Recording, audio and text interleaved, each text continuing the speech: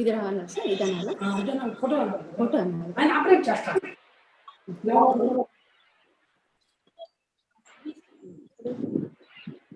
Prudhvi Raju sir, good morning sir. Good morning, madam. I am Dr. Mahademma, principal of SPW College sir. Nice meeting you, madam. Thank you sir.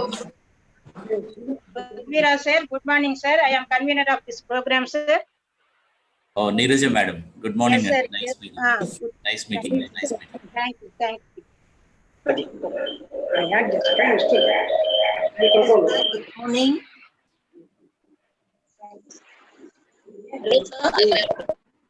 నీ Bhagavad Gita photo cabinet ఉంటుంది, దాంట్లో 10 photo ఉంది అక్కడే.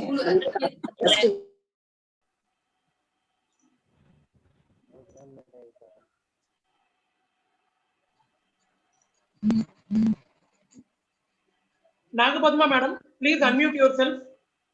Please unmute yourself. Okay sir. Okay madam, shall we start? Sir, all the members, participants, resource persons are all in sir? Participants are still joining ma'am. Joining, okay. Sir, resource persons and others are already joined. Joined, okay sir. So ma'am, principal ma'am, shall we start the program? Just we'll wait for 5 minutes, madam. Okay. Because the guest speaker may join. Okay.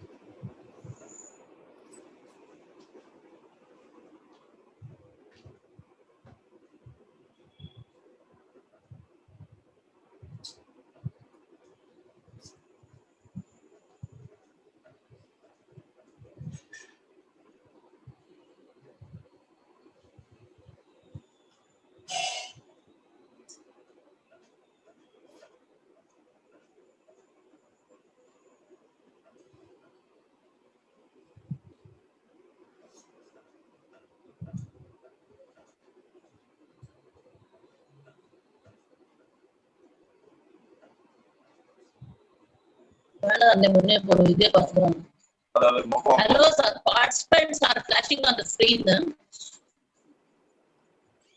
Madam? Participants are flashing on the screen. Participants screen lo kanipistunaru. Hi Hello Dr. Lakshmi, good morning. Hi Chestnut. Participants screen lo kanipistunaru sir. అవును madam, వాళ్ళు join అయినప్పుడు just video on చేసుకున్నారు, automatic గా off అయిపోతుంది madam. Okay sir Subrahmanyam sir, Padmaja madam laptop కంటే మీరు connection ఇస్తే madam garu connect అవుతారంట సార్. మేడం జాయిన్ అవ్వమనండి మేడం. మేడం జాయిన్ అయితే ఆటోమేటిక్ గా అడ్మిట్ అవుతారు. సుందరవల్లి మేడం జాయిన్ అవుతారంట ల్యాప్టాప్ కనెక్షన్ ఇస్తే. ఆవిడ జాయిన్ అవ్వాలి మేడం. ఎవరు ఇంకా వెయిటింగ్ రూమ్ లో లేరు ఎవరు కూడా. లేదే.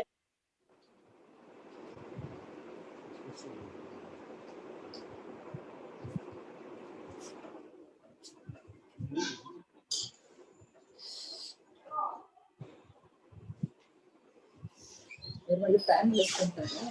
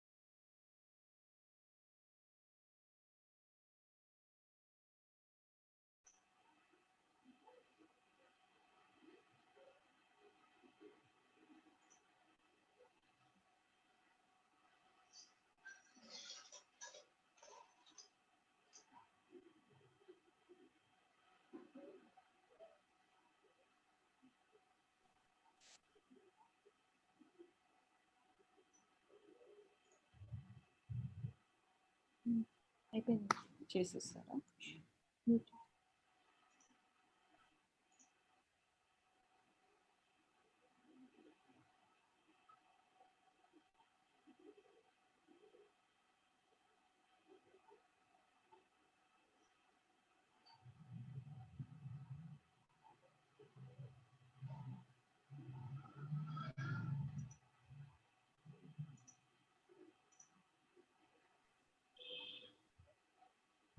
మేడం మేడం వచ్చారా మేడం? ఇంకా రాలేదు సార్. ఓకే. మరి నీరజ మేడం అడగండి, ప్రోగ్రామ్ స్టార్ట్ చేద్దామంటే చేద్దామా? మేడం జాయిన్ అయిపోవచ్చు కదా? విత్ పర్మిషన్ ఆఫ్ ప్రిన్సిపల్ మా. అన్మ్యూట్ చేసుకొని madam, principal madam, shall we start? Madam madam వచ్చినట్టున్నారు. Okay okay. Good morning madam. Madam unmute అవ్వండి madam. Good morning madam. Madam నేను hello hello hello ma'am, good morning. Good morning. నాకు Padma. Good morning madam. Good morning. Very nice to see you in the webinar. Yeah. Good morning, madam. I'm Venkatrakshmi. Welcome to the webinar Program. You are ready to start? Yes, madam. With your permission. Yeah, you can go ahead. Okay, madam. Thank you. Thank you, ma'am.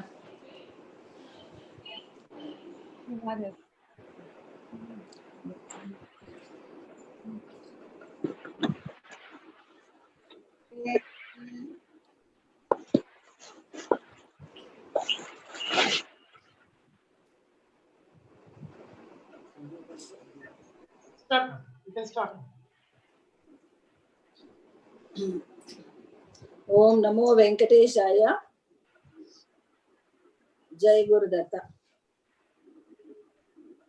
So the webinar, the international e-conference being held by the Department of English, SPW Degree and PG College. The program commences with the prayer rendered by Mrs. G. Niraja, HOD and convener of this e-conference. Mrs. Niraja, prayer, please.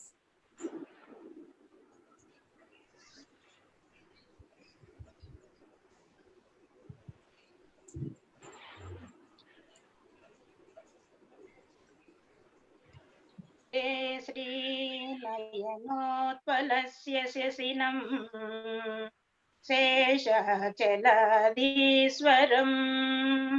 ब्रह्माद्यर्चित पादपद्मयुगलम् लोकैकनेत्रोत्सवम् वासिष्ठैः सनकादिभिः मुनिगणैः संसेव्यमानं सदा भक्तानाम् अखिलार्धदायिनमहम् श्रीवेङ्कटेशं गुरुम्. Thank you, Mrs. Nirja. So, good morning, ladies and gentlemen. Offering my humble, divine, and grateful prostrations at the sacred feet of Lord Sri Venkateshwara and Goddess Sri Padmavati Devi, myself, K. Nag Padma, Organizing Secretary of the One Day International E-Conference, being organized by the Department of English, SPW Degree and PG College, TTDs, Tirupati, AP, India, on 28th August. Do deem it a privilege to greet you all on this pleasant morning and extend a hearty and warm invitation, thereby thus welcoming you all to the e-conference. I warmly welcome the guest speaker of today's webinar, Professor G.M. Sundarvalli, ma'am, Rector, SV University, Tirupati. Ma'am, welcome to you. I heartily welcome Dr. R. Raman Prasad Garu, the DU of Tirumala Tirupati Devasthanam, Tirupati, to the webinar. Sir, welcome, sir. I welcome our beloved Dr. K. Mahadevamma Garu, the principal of SPW Degree and PG College, Tirupati, to the webinar. Ma'am, welcome you.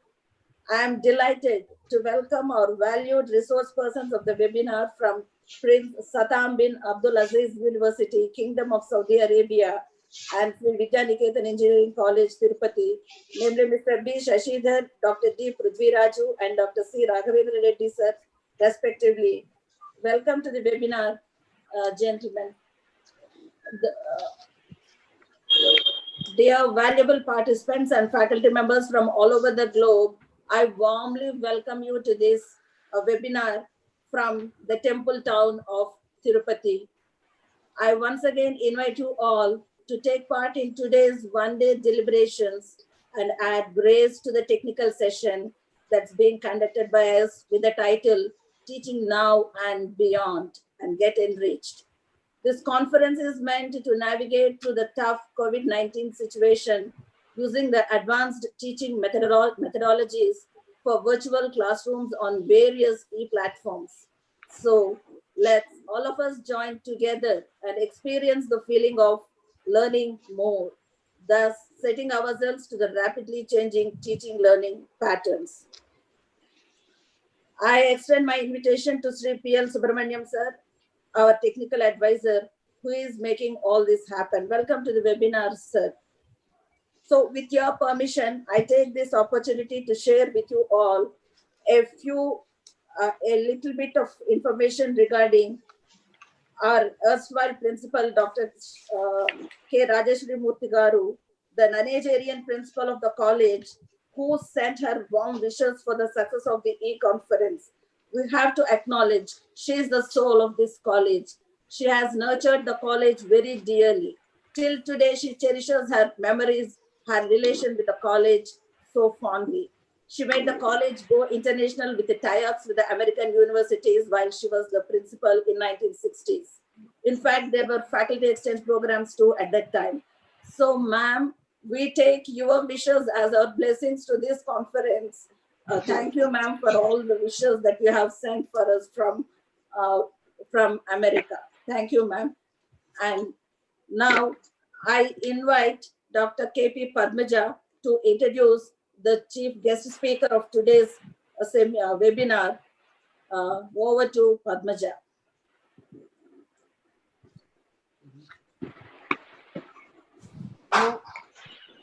Namo Venkatesaya. The greatest teachers teach from the heart, not from the books.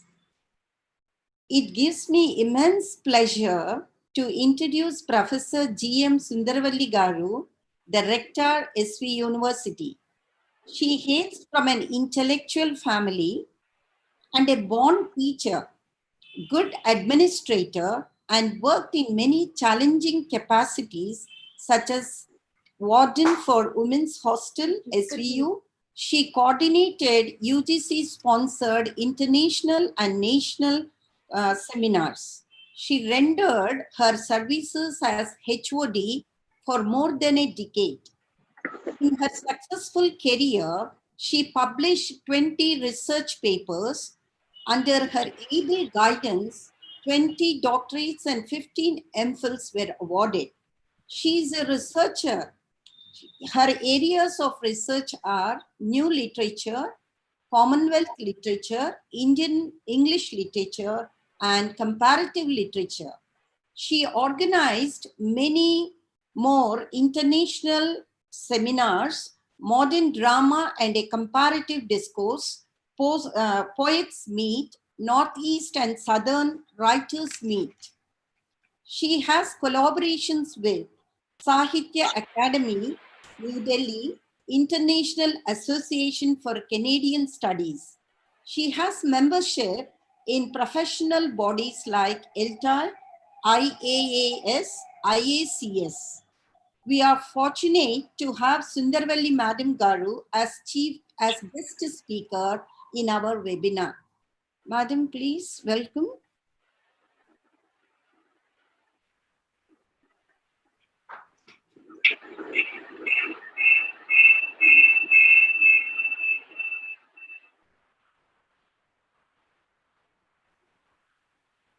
Madam, please unmute yourself.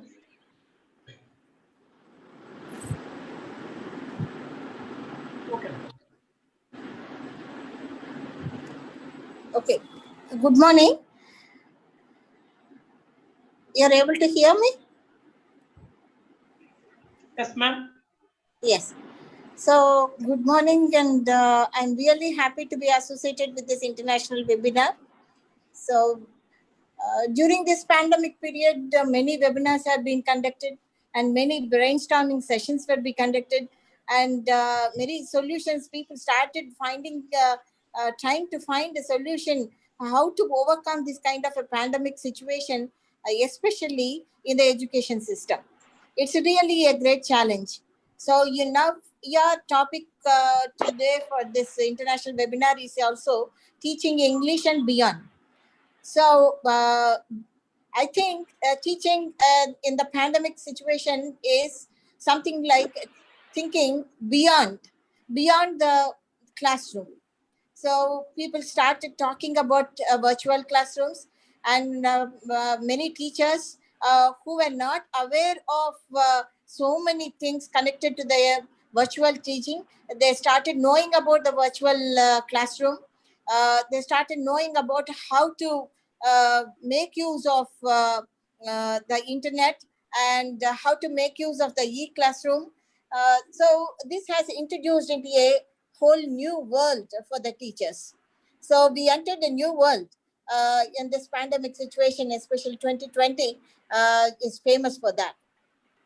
So good morning, and this webinar, maybe it is going to invite many speakers. The international speakers are also going to speak to you. They can share the views and the teaching methods which they are using in their own countries, so that they can help you in finding a solution for this kind of a situation. I am really happy because I am associated with this college for 5 years, because I studied in that college. I am an old student of that college, and I have so many memories sitting in the classroom, not the virtual classroom.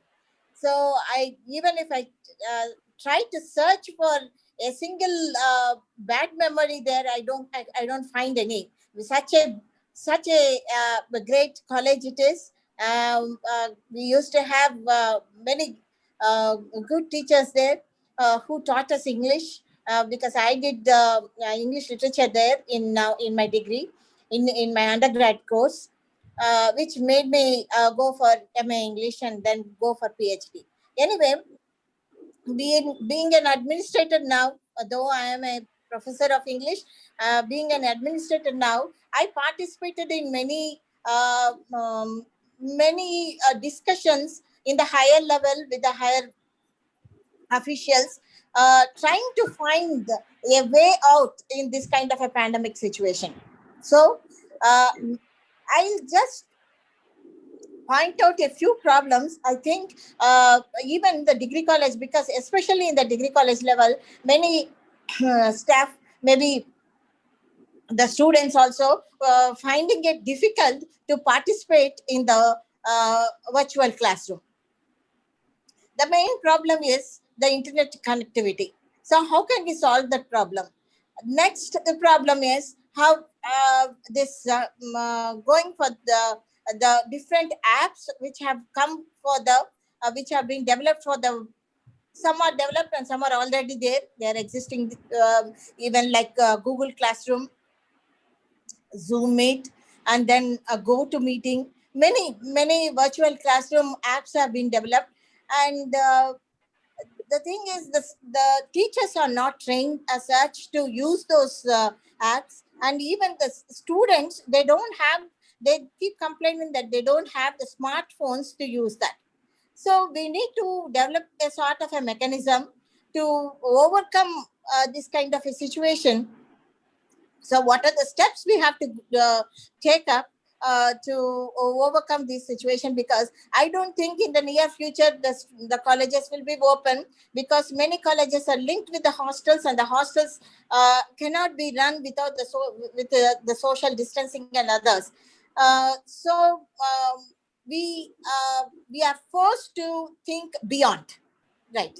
So this kind of webinars, maybe they will help you to discuss, to come up with some kind of a solution to overcome the situation now, especially teaching English. It has some of the mechanisms to teach English. Try to find solutions in the deliberations, and don't shelve them. So keep them, get it open to the light, so that it will be useful for the administrators also. So I wish you all the best, the convener and the co-convener and all the participants. Have a good discussion in the topic selected for this webinar. Thank you, the principal of SPW College and the convener and the co-convener for making me a part of this international webinar. Thank you.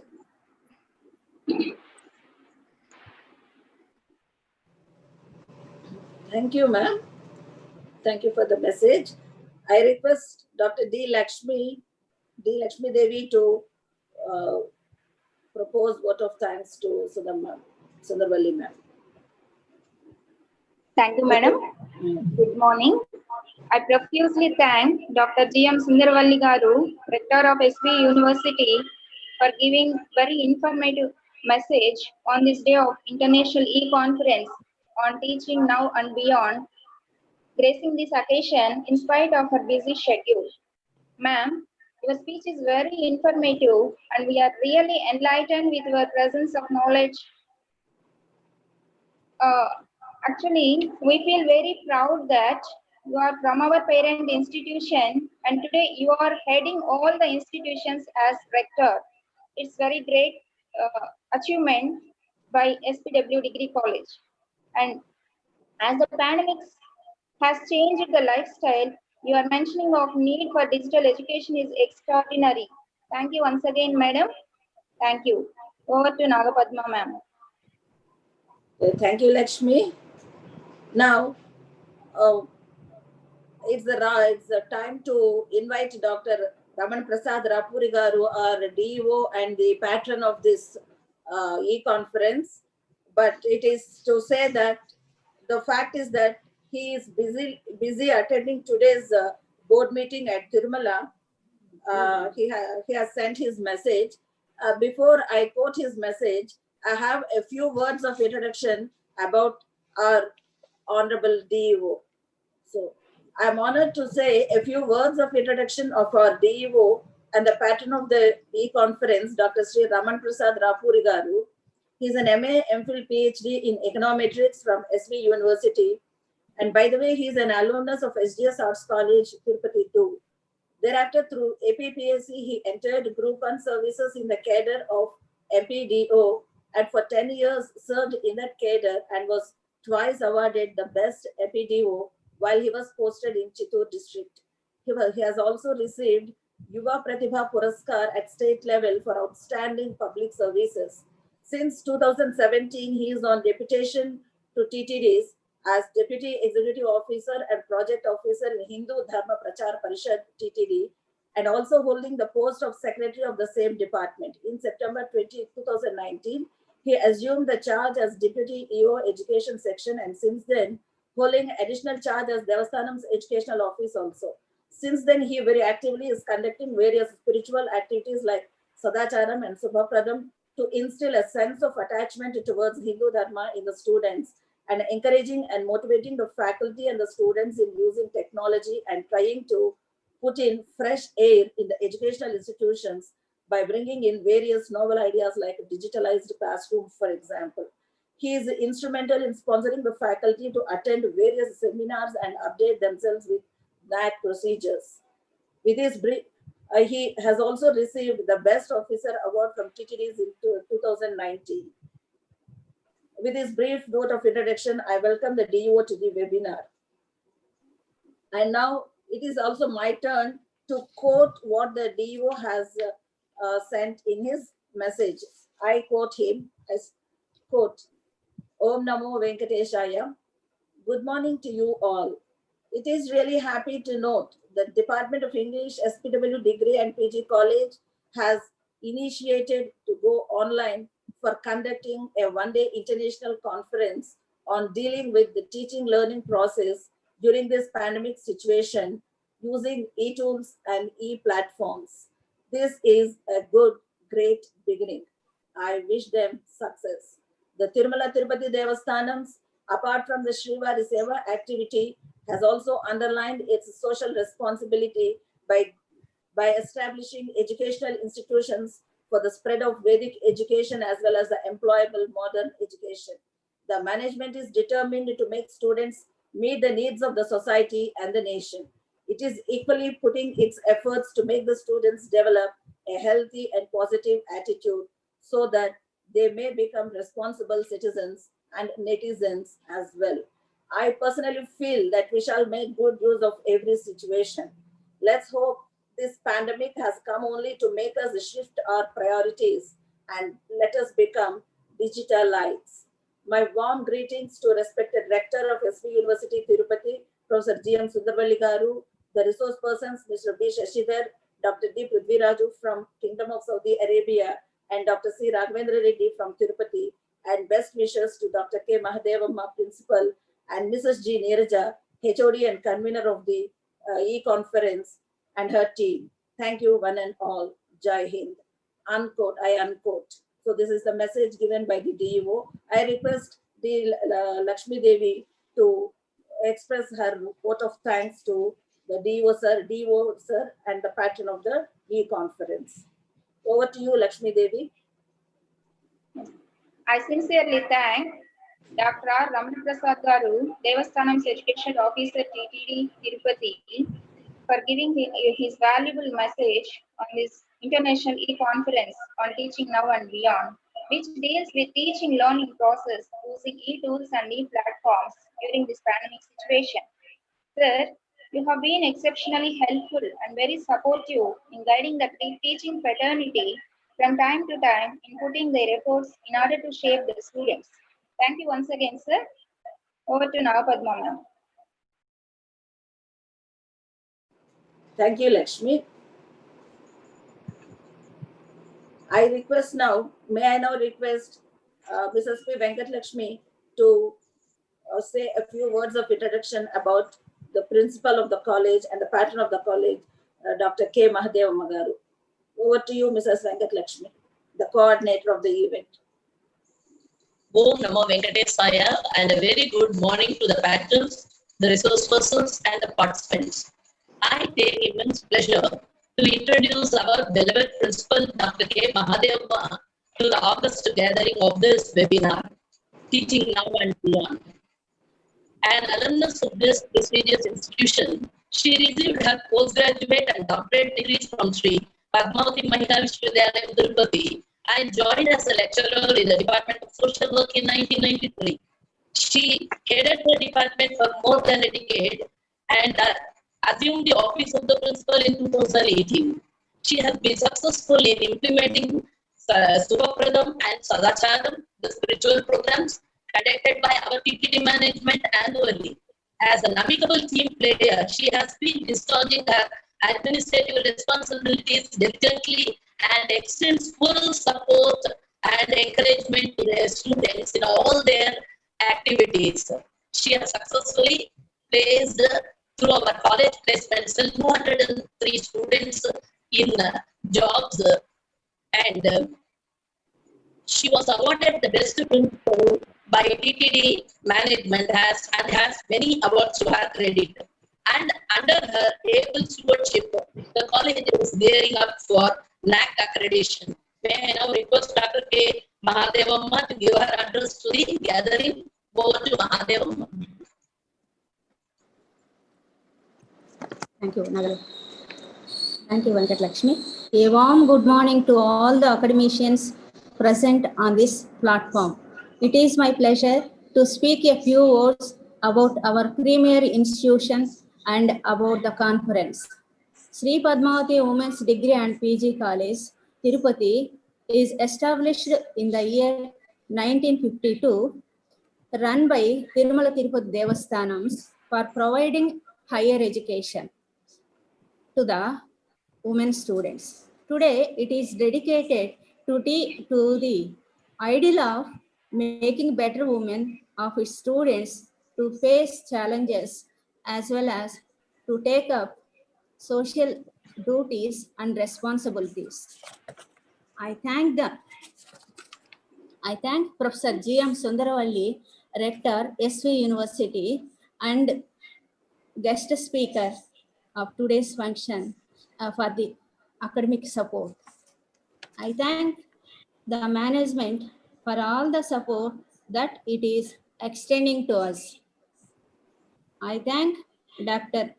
R. Ramana Prasad Garu, DEO, Tirupati Devasthanams, and Mrs. Sada Bhargavi, JEO TTD, for all their encouragement and continuous support. As far as the e-conference is concerned, I hope the sessions prove useful to all the participants and let everyone draw benefit from the conference. I wish the Department of English all the best in their endeavor. I wish the resource persons, namely Mr. B.Sasidhar, Dr. D. Prudhvi Raju, faculty from Prince Sattam bin Abdulaziz University, Kingdom of Saudi Arabia, and Dr. C.Raghavendra Reddy, faculty from Sree Vidyanikethan Engineering College, a pleasant presentation. Thank you one and all. Jai Hind. Thank you, Principal, ma'am. I request Lakshmi Devi to propose vote of thanks to the principal. Over to you, Lakshmi Devi. Thank you, ma'am. I immensely thank Dr. K. Mahadevamma Garu, Principal of Sree Padmavati Women's Degree and PG College, Tirupati, for giving your valuable message. Ma'am, you are the inspiration to the teaching faculty to face the challenges because there is an eternal change in education system according to the needs of the society. And you are the motivating teacher and good administrator who always tries to achieve success in all aspects. Thank you once again. Over to Nagapadma. So may I now, thank you, Lakshmi Devi. May I now request the convener and the HOD of the English department, Mrs. G. Neeraja, to introduce the resource person, Dr. Sasidhar Bandhu from Prince Sattam bin Abdulaziz University, Kingdom of Saudi Arabia. Over to you, Mrs. Neeraja. Om Namo Venkatesaya. I take this privilege to introduce today's chief guest, today's resource person, Mr. Sasidhar Bandhu. Mr. Sasidhar has nearly 2 decades of experience, academicians, educational leadership, and administration.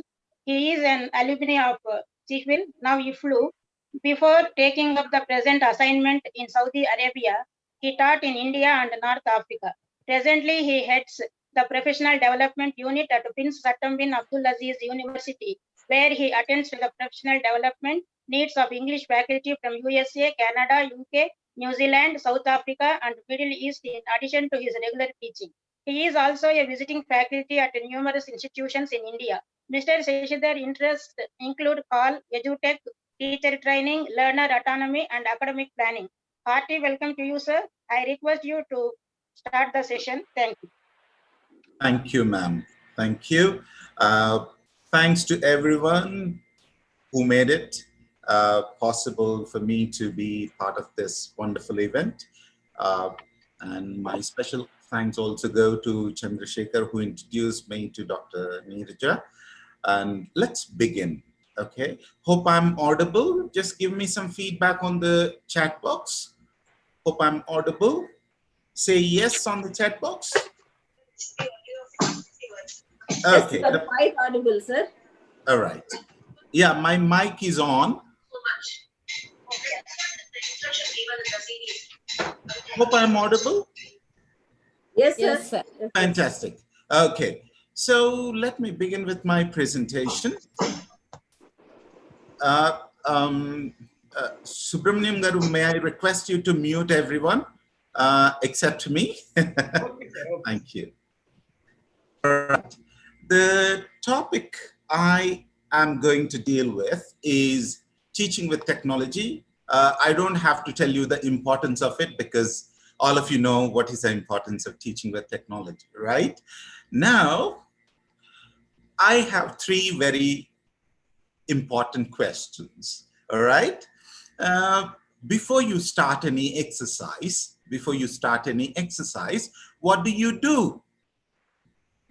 I want you to respond in the chat box. All the participants. Quick. We have how many participants on Zoom? 80 plus, I suppose. Please respond to. Don't we have any? Sir, there are 89, 90, sir. Yeah. Why is none responding? That's a question. All right. May I request you to please respond quickly? I will turn my video off as well because, you know, that will make it even easy for me. Okay. May I request all the participants to respond? What is it that we do before doing any exercise? Do participants have access to chat box or not? I don't. Yes, sir. Yes, sir. They can access the chat box. Okay, because no one is responding in the chat box, so I got a doubt. Okay. Yeah. Okay, that's good. I could see. Thank you. Warm up, ice breaking, teaching with technology is a good topic. Very good. Now, I have a small warm up. Why? Because I want you to do, I want your fingers to get used to our work for the day. Okay. It must be very, very quick. Let us do something. Okay. A warm up. Very serious questions I'm going to ask, and I need very quick responses. I had a good night's sleep. Yes, true. Okay, true or false? True, sir. Your own. Okay. True. Okay, good. Some may have a bad night's sleep as well, like me. Okay, I want all 87 members. I think people are not still warmed up. I'm only trying to warm up you and your fingers. Right, let's go ahead. Good, very good. Now, I had a very good breakfast. True, false? Lovely, very interesting. Someone said I had a very bad breakfast. No, not. Okay, I'm so sorry for you, Twinkle. I'm so sorry. Next. Now I feel sleepy. True or false? Yes or no? Okay, okay. Yes, someone, Rachakunda, you feel sleepy? I'm sorry, Dr. Krishnanand, I'm so sorry. Okay, all right. Now, thank you. Now, why did I do that? Why did I do that? Was it just to break ice? Was it to warm up? Or am I also trying to say something to you? See, I'm not sleeping. No. I asked sleepy, feel sleepy, not sleeping. Okay. Why did I ask you this is, it's very different. Teaching face-to-face is different from teaching online. So even when you're teaching face-to-face, if you are able to make your students feel personal, it's going to be very interesting. See, I asked you, how did you personalizing the content, relate everything to your student. See, I asked something related to you, so you took interest in responding. This is one thing. So always make things that are relevant to your students. Try to make it personalized. This is one thing. And second thing is try to make class, okay. Try to make class very interactive. And just now you have seen the power of simple text chat while you are taking class. You see the amount of participation. Okay, so use chat very, very effectively and efficiently. That really helps you. Now my another very pertinent question. Okay, now let's get very serious. The warm-up is over. Now, how many times did you feel you did a wonderful class during this pandemic? How many times did you feel that you did a wonderful class? See, after doing the class, wow, I did a great class. How many times did you feel? Can you type it, the number of times in the chat box quickly? Few times, okay, Dr. Lakshmi, quick, everyone.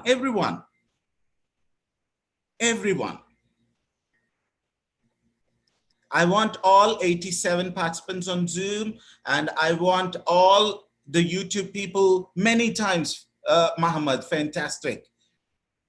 Few times, very good. Now, sometimes, very good, yes. Now, I have one more question. Don't respond in the chat box. I'm going to introduce you to a very time when needed. Okay, sometimes, right. Now, I'm going to ask you few times on my service. Okay, sometimes, very good. Now, I am going to ask you a question. Now, you're not responding in the chat box, but you're responding in something else, okay? And before I ask you the question, I'm also going to give you some instructions, okay? Please listen to them carefully. Say if you are attending through your laptop, open a tab, okay? Open a fresh tab. If you have only access to one laptop, say you have access to a laptop and a mobile phone, use mobile phone to do this, okay? Now my question is, what are the elements of these great classes? What were the elements of these classes that made these classes great classes? Don't type in the chat box. I'm going to stop and share something. Look at this.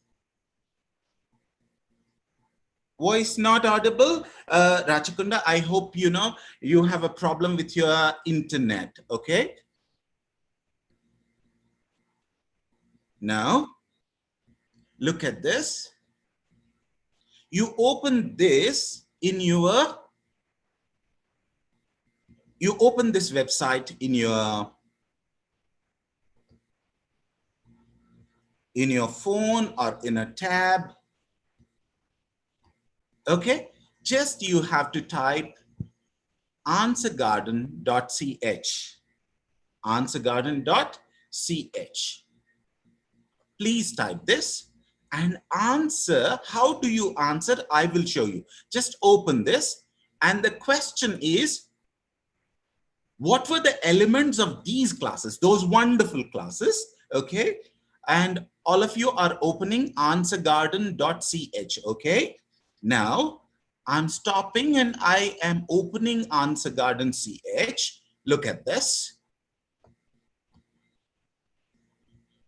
All of you, please pay attention. This is what you will be also doing in your class. ANSW, Answer Garden. Okay. Once you open that, I'm doing what a teacher does. You are doing what a student does. Okay. See, Answer Garden, here I open, and you don't have to do this. You just have to see this. Okay. I'm clicking on the plus, and what were the elements that made the class, those classes, very interesting? I put a question like that, and look at this. As a teacher, a code is generated. The code is 1367. 1367. I'm putting it in the chat box. Please. I have just put the code in the chat box. Look at that. Okay. 1367830. Now what you do, you open Answer Garden CH and you click this search. Okay. And here you put that. Okay. And say submit and write your answer. Quick. What were the elements of these great classes? Can you quickly type in the Answer Garden? Did you all understand? Hope all of you understood. Again, the question was, what were the elements of those great classes that you felt that were different from your regular classes? Quick. I want you to respond in Answer Garden CH. If you have any doubts, check with me. You can type. Hope my instructions were clear, weren't they?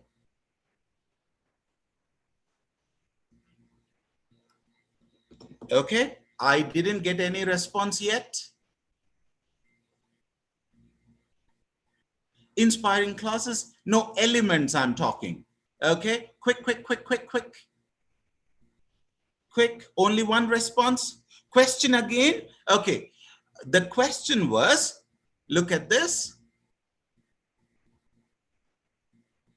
The question was, what were the elements of these wonderful classes that made these classes great classes? What elements?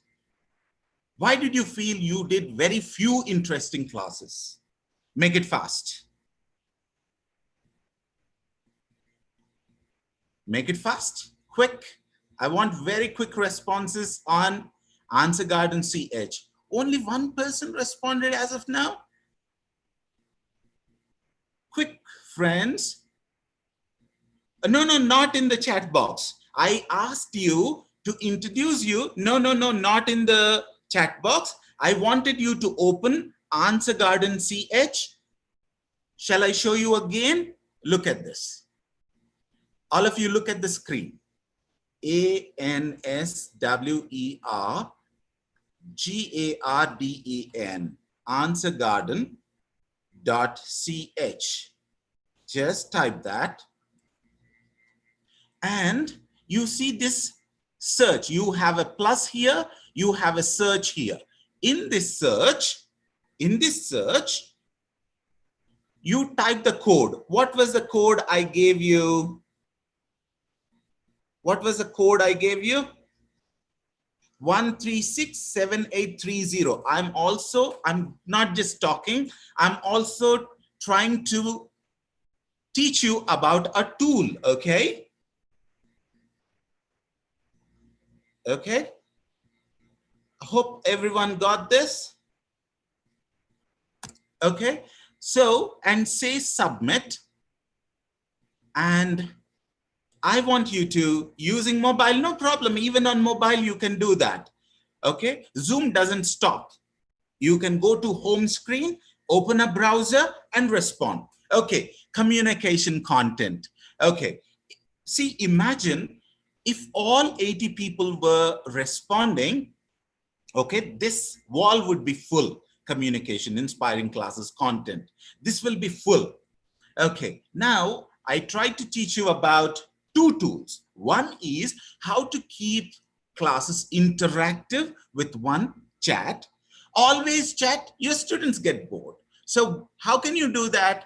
See, you gave a lot, you gave a video, you gave a text, you gave some paragraph to your students, or you gave a lesson to your students to read. Okay, yesterday you did that, and today you are starting your next class, or today you are continuing the topic. You open Answer Garden CH. Okay, you open Answer Garden CH online. Okay, and what you do, you go to plus.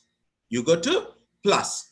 And here you type the question. Here you type the question. After typing the question, see, for example, today, can someone, grammar, let us look at that.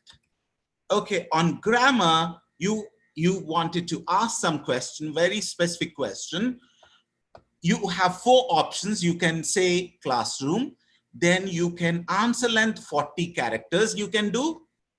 And then you don't have to use a password. If you want to use, you can, if you feel that, you know, it would be misused. Then spam filter also you can turn on.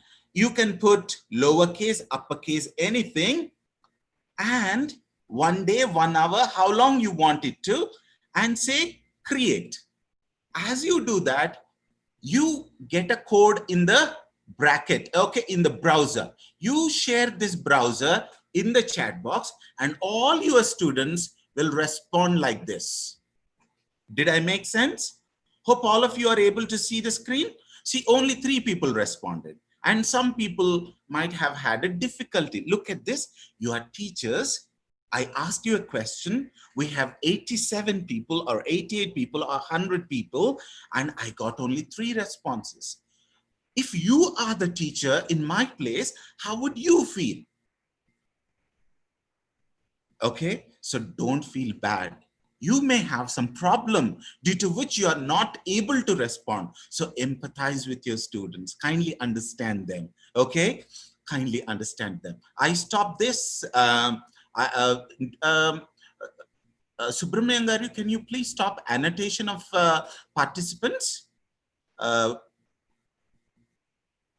Okay, right. I'm going back to my presentation, and look at this. That's a very interesting tool. Now, none of you mentioned, okay, right? We are done with. So till now we discussed two interactive things. One is the chat, the other is Answer Garden, and probably the best, only one tool. You don't need any other tool. If you have a platform like Zoom or Blackboard or, you know, Edmodo, and you have Nearpod, this is more than sufficient. Only for Nearpod, it would take 1 to 2 hours for me to take a session, but I'm sharing. I will share this presentation with all of you, and I request the organizers to share all of your email IDs. So I personally share many things along with my presentation. Okay, what is Nearpod? I will quickly show you. Okay, look at this. It has all the elements. Not here, Twinkle. Look at this. All of you look at that.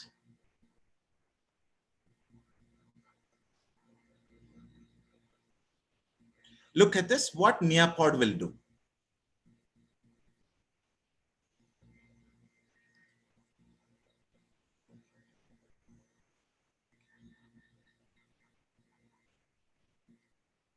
Please watch it.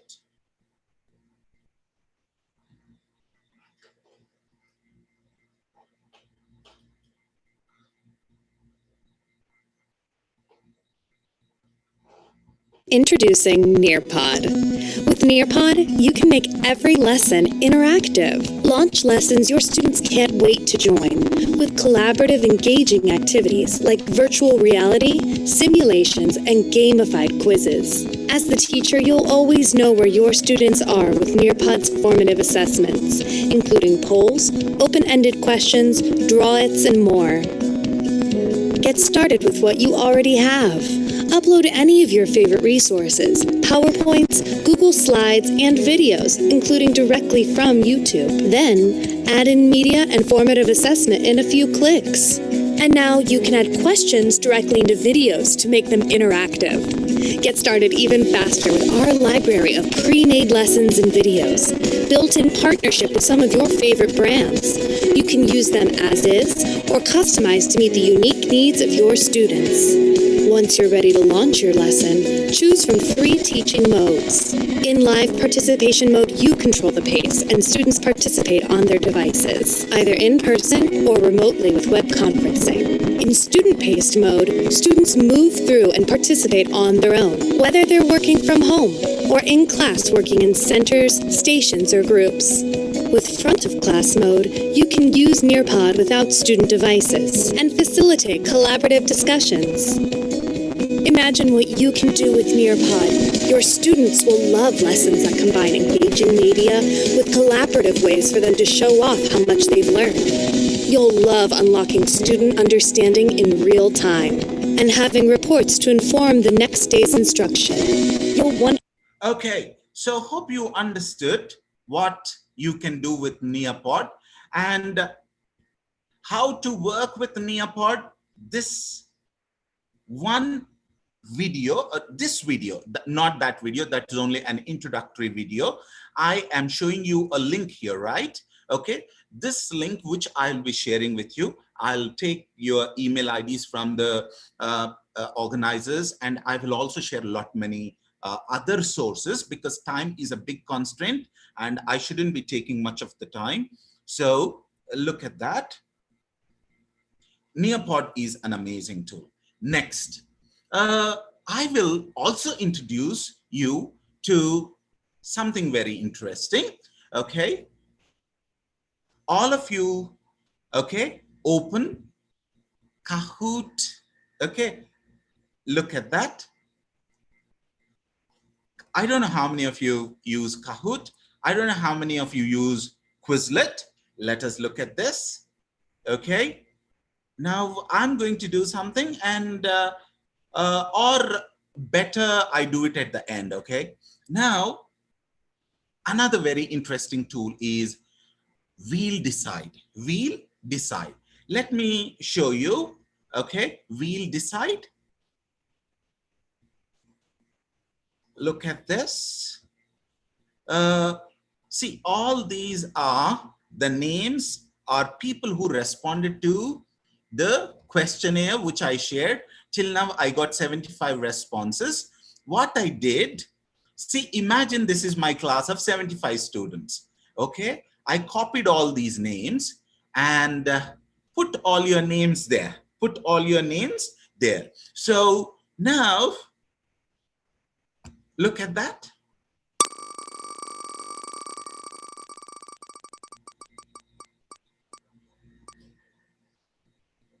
Look at that. C.K. Umadevi.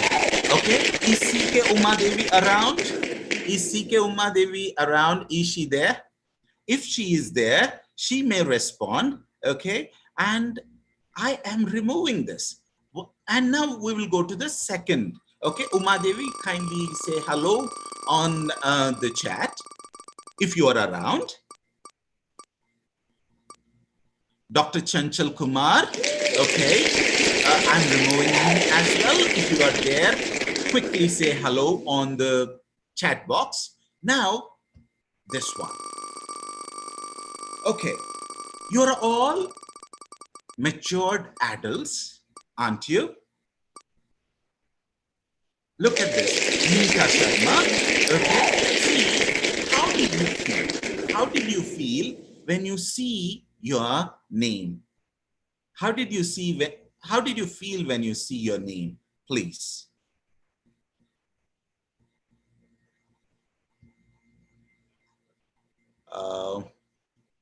How is it? 1 second. I should be able to.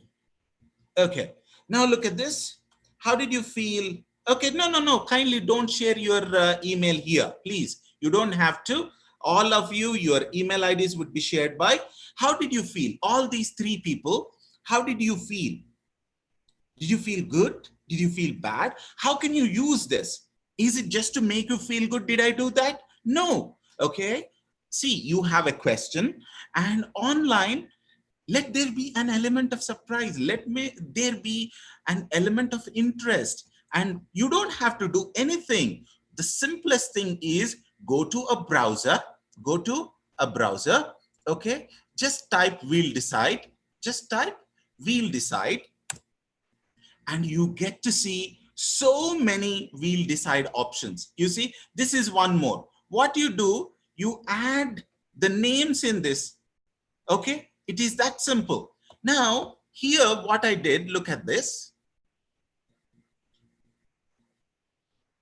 The one I did is wheel of names. You want to ask a question. You have your student list on your phone or on your system. Copy them and just paste them here, and it will make a wheel. You can also do something. You make 2 wheels. You open one wheel in one tab. You open another wheel in another tab. Okay. And now look at this. In this tab, I'm asking questions. Okay. How did you feel? How did you feel? Or otherwise, look at this. How was the session? Okay, question 1. Okay, next, where are you from? Where are you from? Tell something about yourself. Okay, now look at this. How to use this? Why were you all right? Look at this. And look at this. Apply wheel changes. Now I'm on 2 wheels, right? Look at this. Here I have names. Here I have questions. Now here, any question, it can be anything. Okay, here I have the name. Say you are in a class and I'm your teacher. Okay, Lassie, okay, it's a difficult name for me. So this person will talk about the topic question. Okay, what is his question? Where are you from? Can you respond? The person whose name popped up here, okay. I don't know where you're from. Can you tell something about yourselves in the chat box? Okay, now look at this. I will ask, so as he is not there or she is not there, another name. If you are there, please respond, okay? Skand Kumar Mishra, can you tell something about yourself? Where are you from? If you are there, please respond. All right. Now, see, did you understand? Did you understand? How can you effectively use, say, I ask straight away questions, people may not respond. Okay. Even now, there may be some problem with this Skand Kumar Mishra. He may not be there. He might have a connectivity problem. Try to understand. Very simple. Okay. May I request the organizers to please alert me when I have to stop just 5 minutes before my time. I have many things to discuss, but at the same time, you know, we have other speakers as well. So Nearpod, we are done with. Okay. Hope you could see my screen. Hope you are able to see my screen. Yeah. Now look at this. So how many tools did we discuss as of now? How many tools did we discuss as of now? Quickly tell me. 3. What are they? What are they? Just 3. Quick. Quick. Okay. Now, look at this quickly. Look at this. We discussed chat box. We discussed answer garden. We discussed Nearpod 3 over. We also said in a way Kahoot. I also said Quizlet. Okay. And I also said we'll decide. Okay. Now, this is a very interesting application, that is Padlet. I don't know how many of you have used, but see, I am sharing this in the chat box. I'm sharing this in the chat box. Okay. All of you open this in a browser. I am sharing this. I'm sharing this in the chat box, please. Okay, you click that and this will open, and this will open. I'm sharing the tools that will make your class very interesting. Okay, you click that link from the chat box and this will open. And here what you do, here you have this plus. Okay, hope you are able to see my screen. Can you? Okay. This is a Padlet screen. Okay. All of you, if you click, you have this plus at the bottom. Click that. Look at this. You write whatever the subject. Okay. It is algebra. It is biology, whatever it is, or very specific topic, aerodynamics. Okay, whatever the assignment is, okay, aerodynamics, right? Okay. Right. Now, look at that. Okay, it is correct. Now, what can you do with this? Look at this, write something. How is the session? All of you, those, okay, all of you, those who want to, all right, write something, please write. Okay, commerce, fantastic. Urdu, aerodynamics. Okay, see, you can do anything. Now, you can add a comment on my thing. Okay, this is Shashibandhu. You can write your name. Okay, what can you do? Look at this. You can see. You can upload a file. You can upload a link. You can search an image. You can put a picture. You can add a video, you can add a voice, you can add a screen, you can draw something. I am telling you, you can do 30 activities in this one page. Say, you give homework to your students, don't ask them to just write. Don't ask them to just write. Ask them to do so many things. Political science, you see, wonderful. It's not just that. You can ask feedback, or you can put a text. Say you can put a text of a class and you ask your students to comment. You ask your students to write. Okay, you can do so many things. I will be sharing this presentation. Don't type your email IDs in the chat box.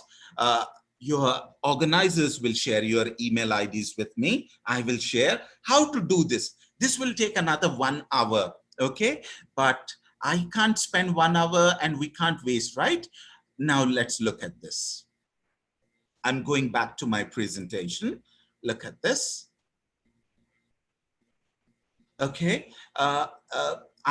See, 30 creative ways to use Padlet for teachers. This is a beautiful article. You follow it, you will fall in love with it. I'm telling you. Now, I'm going to introduce a very another very useful tool. How many of you used WebQuest? Can someone tell me? I have used WebQuest. Has anyone used WebQuest for their teaching? Yes, no? You can use this from anywhere from class 2 to PG students. You can use WebQuest. What is WebQuest? In short, I will discuss because I will again give 1 second details about this, but just look at this. What is a WebQuest? I don't know how many of you used. If you haven't used, no problem. I'm here. All right. Well, look at this. Quest Garden. Now, in that, you can go and search. Say, Science and Technology Global Effect. This is the project you gave. You can give it, okay? Look at this. There are so many, okay? Now, I go to this WebQuest someone given. You look at this. Yeah, someone wants to say something? Sir, kindly excuse me. I am the organizing secretary of this e-conference. You have asked me to alert the time, sir. Okay, thank you. All right, one last, and with this, I will stop, okay? Look at this. This is a 1005 word project. Look at this. See, introduction. Can you do a project? No book, no paper. You ask your students to create WebQuest. Introduction. Okay, what is the task? Okay, what is the process? What is the evaluation? Okay. Do you think your students, did you see the amount of work these students have put? Okay, and conclusion. Okay, and credit. What did you learn? Is it not good? Project-based learning. You are not always there, but your students as a group, they can work as individuals, they can work, and this is the teacher's page. Look at this. Did you understand? So tools are unlimited, but with a small quote, I will close. This is more important.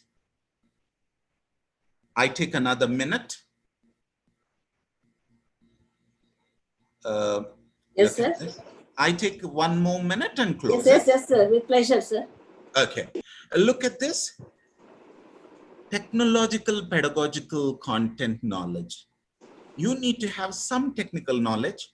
The tools that we used earlier, they don't need any technical knowledge. Okay. You need content knowledge. You need to know pedagogical knowledge. Okay, if these three, if you have, hold on, it's going to be a very interesting session. And let me tell you, may I request someone to mute their mic? I think there is some noise. Online learning and teaching assumes very high level of comfort with technology, okay? It is just a tool. Technology is just a tool. Don't think I'm an expert of technology. Honestly, I'm not. I'm an enthusiast. I take interest, okay? All of you can, if you take a little interest, if you Google, YouTube and Google are the best for you to learn any tool, okay? I'll be sharing this presentation with all of you. Don't worry about it, okay? And if any one of you want to personally get in touch with me, this is my Twitter handle, and that is my email ID. If you have any questions, I am open. I think you could take a note or take a screenshot, get in touch with me, and I'm more than welcome to respond to your questions. Thank you for the time. Thank you so much. Thank you very much, sir. Now, may I request Dr. S. Madhavi to propose a vote of thanks to Sir Professor Sashibandhu, sir. Over to you, Madhavi, Dr. Madhavi. I thank you, Sasidhar sir, for your wonderful presentation. It is quite impressive and at the same time it is very useful also. It is highly motivated presentation. I thank you once again, sir. Most welcome. It's such a pleasure. Thanks to all of you for making it possible. Thank you, sir. Thank you, sir. Dear Dr. D. Lakshmi Devi, are you proposing any question and answer session for this particular session? Yes, ma'am. Yes, continue. Thank you very much, sir. This is very innovative session for us. Really, we were acknowledged a lot. So now I welcome any queries from the participants to Sasidhar Bandhu, sir. Please feel free and ask me any questions if you have. I'll stop sharing. Yeah, please. Are there any Yes, tools for teaching skills? sir. For speaking skills, Youglish. Do you want me to show you quickly? For speaking, I have many tools for that matter, because time is a big constant. Quickly, I'll show you the tools, okay?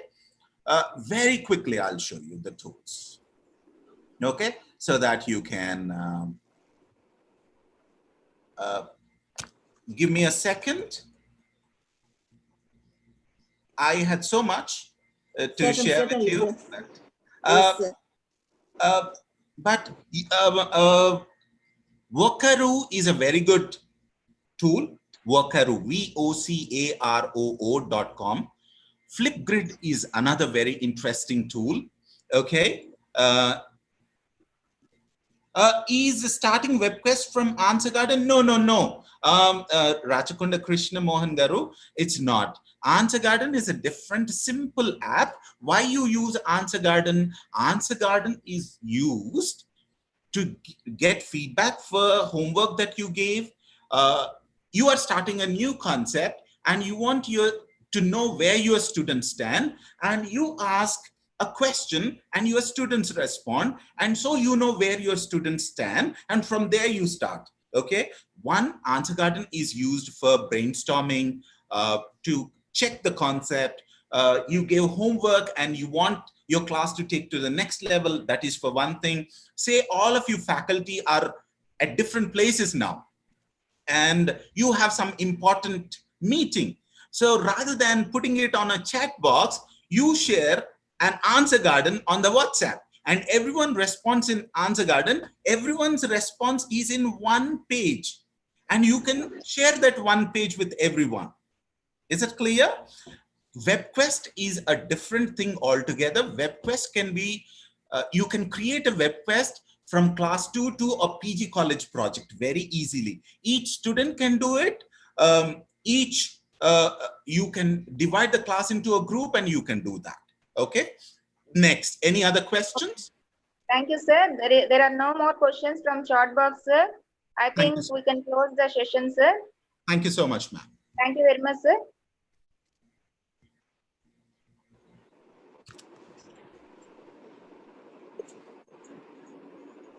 Now, may I request Dr. K.P. Padmaja to introduce the resource person for the second session, Dr. D. Prudhvi Raju. Over to you, Padmaja. I'm very grateful and happy to introduce Dr. D. Prudhvi Raju. He has a doctorate degree in English language education from IFLU, Hyderabad. He has 16 years of rich experience in teaching. He worked both in government and private institutions as a language trainer and teacher trainer. In addition to that, he has hands-on experience in designing courses and materials for training programs. Currently, he is an assistant professor of English at Prince Sattam bin Abdulaziz University, Saudi Arabia. His areas of research include teaching, writing, feedback, assessment for learning, teacher education, language, and culture. We are really very fortunate to have you, sir, from Saudi Arabia to discuss on feedback, a pedagogic tool to enhance teaching and learning. Over to Nagapadma. Request you to start the session, sir. Dr. Prudhvi Raju, sir. Yeah. Thank you, madam. Thank you so much for such a wonderful introduction. Thank you, And sir. I really feel indeed happy to be here on this platform. And I also thanks to Dr. Chandrasekhar for giving me this opportunity and for introducing me to such a wonderful team. And shall I start my presentation now, madam? Sir, certainly, sir. Certainly. Thank you, madam. Thank you. Thank you. Thank you, sir. Yeah, let me share my screen.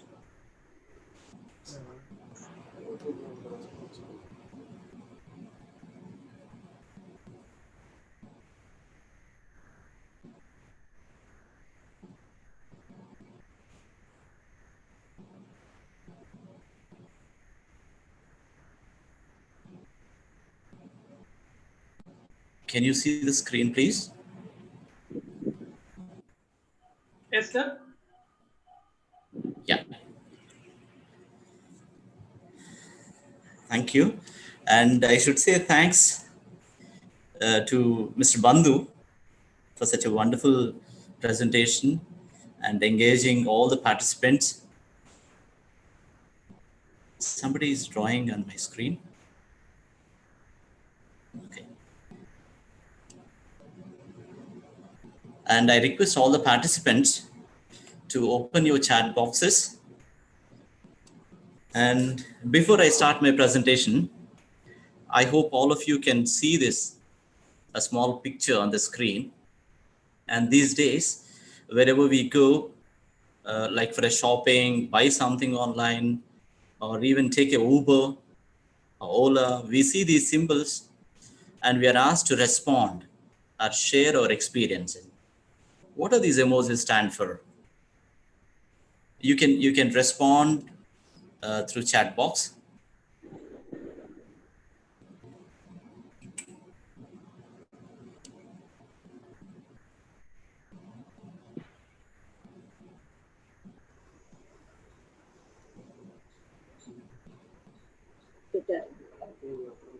Hello?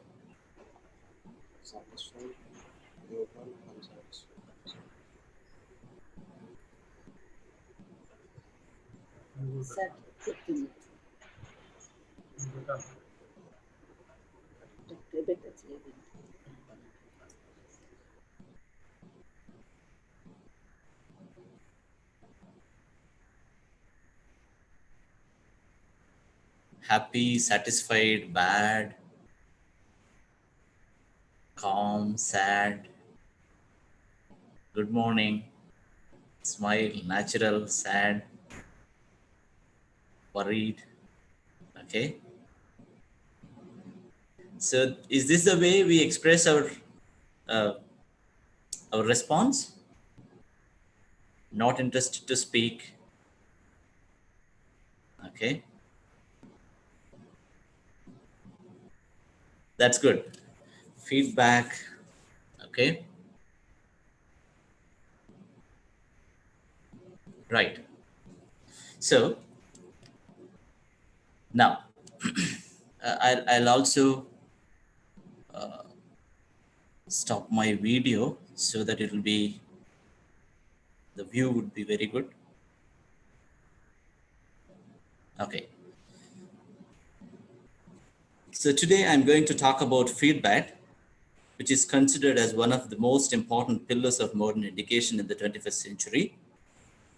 Its importance in education, how does it work in education in general, and in language teaching in particular, and how does reflective feedback help students to improve their writing skills. In written, how does it help teachers for their continuous professional development. Okay.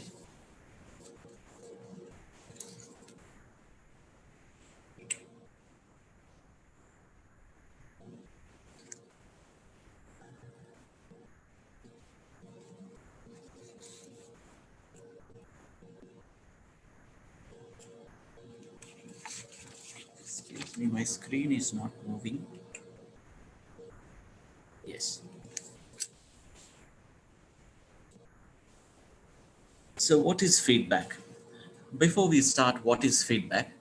The importance of feedback has emerged during 70 with the development of learner-centered approaches to writing instruction in North American L1 composition classes. Ever since from its beginning, it has been growing exponentially. And if we look at the research conducted on feedback, we can understand this. And today, we can see that it has become a part in every field. It is mentioned in the research that it is widely used in education as a crucial factor for both encouraging and consolidated learning. So what is feedback? In a layman's understanding, generally when somebody is speaking, we nod our heads as a response to his or her speech. This response helps the speaker to continue the speech. Even when we are teaching in the class, we expect some response from the students like nodding their heads or some expressions on their faces. In these two situations, if we look at, the response pushes the speaker to go further. That means we are understanding what we are speaking, the listener is following. So this response is nothing but feedback. This is for a layman understanding. Then what is feedback in education? If you look at any teaching and learning context, we can understand that learning is a process and it is not a product. In this process, any information provided by an agent regarding one's performance or understanding is feedback. So this information may be from a teacher, a peer, a book, self, or from many experiences. It helps the learner to see the gap between a present knowledge and expected outcome. So with this information, the learner can learn, unlearn, and relearn. Here, what we can understand is the main purpose of feedback is to reduce discrepancies between current understandings and performance and a goal, which means feedback shows the gap between one's current level of understanding in perform a task and what one needs to do or learn in order to master a task. This kind of learning pushes the learner towards self-evaluation and makes them independent. And we know that making student as an independent learner is the ultimate aim of education, and it can be achieved through feedback. And another important thing is, at this juncture, we may think that feedback and instruction are the same, but they are not the same. However, when feedback is combined with more correctional review, these two are intertwined. Otherwise, feedback is always used after instruction. After instruction means what we need to understand is feedback cannot be effective in a vacuum. To make use of its effects, there should be a learning context to which feedback is addressed. After students responded to initial instruction, feedback needs to be given on students' performance, which means feedback is the second part of the instruction. We need to understand this here. So as I told you, in the main purpose of The main purpose of feedback is to reduce discrepancies between current understandings and performance and a goal. To be effective in this process, feedback needs to answer 3 important questions. Number 1, as teachers, we most of the times we forget to tell the students what is the main purpose of this lesson, a particular lesson, what are the objectives of that lesson. So the lesson will be finished, and finally students may not know what is the exact purpose of that lesson. Instead of that, if teachers explain the learning objectives of each lesson and communicate with students with where they have to reach, then check for the students' understanding of the learning expectations. This will help them to understand what they are learning and where they are going. And next, how am I going there? This feedback encourages learners to own their learning. It clarifies learning objectives and criteria of success, fostering effective classroom discussions and questions. And at the same time, this type of feedback drives the learner toward mastery of the skill. And the third question is, where to next? This feedback helps learners determine the next appropriate challenges. That means they can understand properly a particular task so that they can react on that. It will also show the learner different strategies that can be used to accomplish tasks and get deeper understandings. It also guides them to reach more information, to answer questions about what is not understood. And this kind of feedback provided in these 3 levels of questions.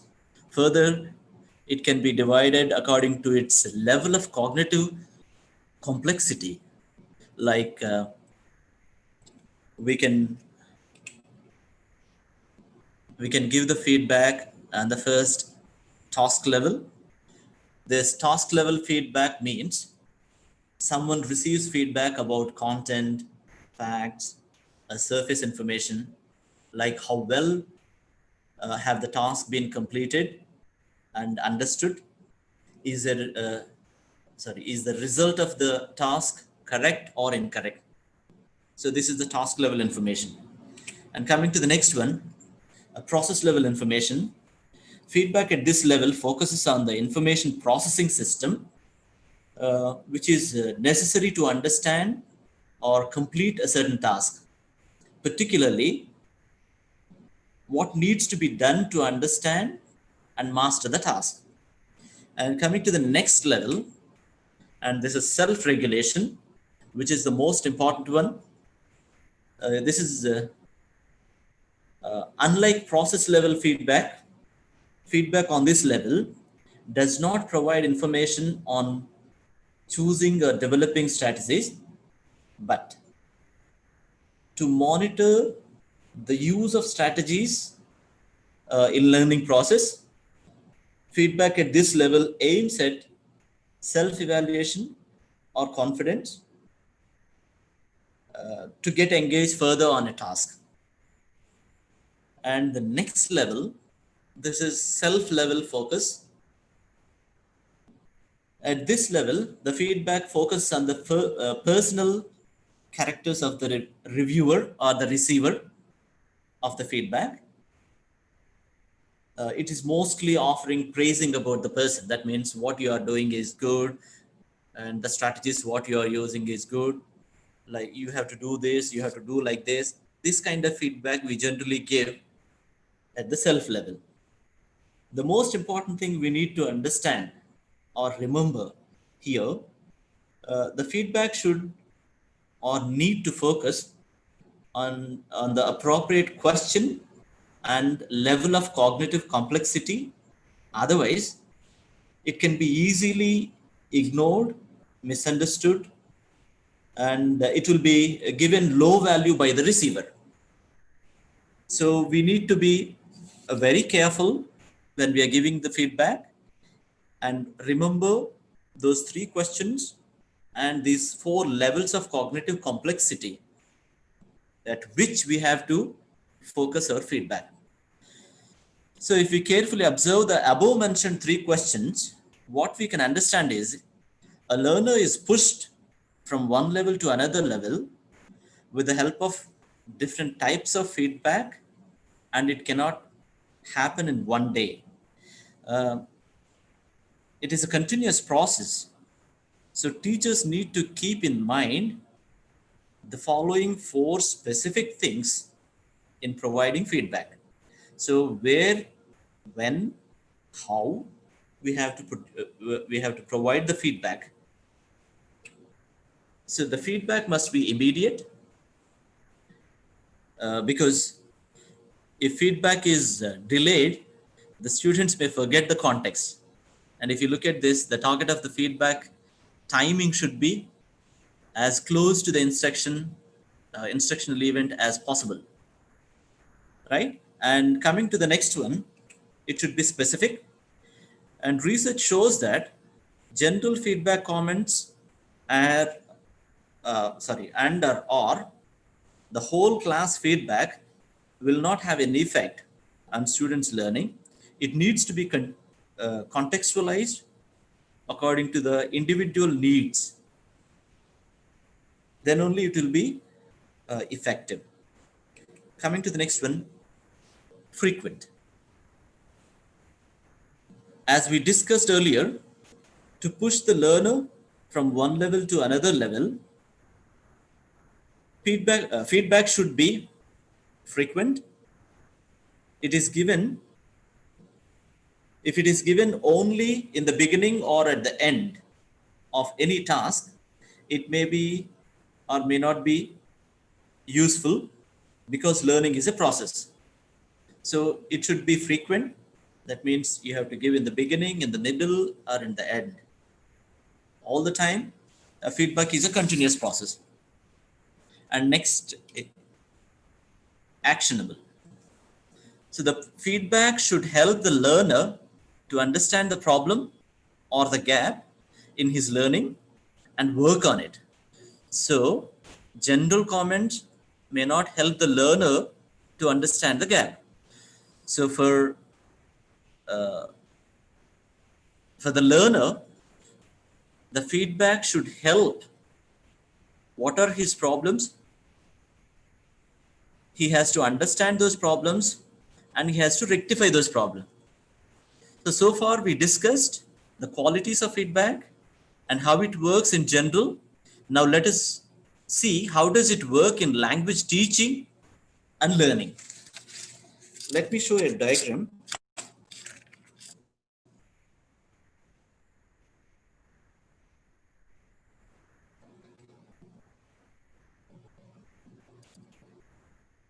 Yeah, can you see this diagram?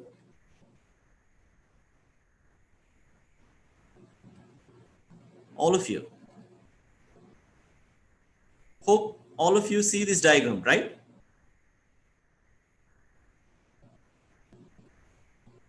Please respond. Yes, sir. Okay, that's good. Right. So this is a psycholinguistic perspective of human language learning system. When a learner, when he's trying to learn a language, a linguistic knowledge or non-linguistic knowledge, he gathers the information and he stores the information in a funnel. This is called knowledge skills. And he stores this information in this funnel. From this funnel, he tests, he forms a hypothesis and he tests that hypothesis through his friends, teacher, in the classroom, parents, outside the classroom.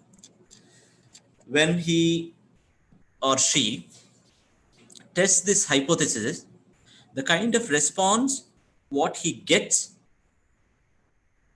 from the teachers or the classroom or friends, parents and friends, that response helps him, whether that a particular word or a particular sentence, whether it is correct or not correct. If it is correct, it goes to long-term memory. If the feedback is negative, that means if we say, no, we didn't understand, what is that? Then that particular word or sentence will go to the short-term memory. And again,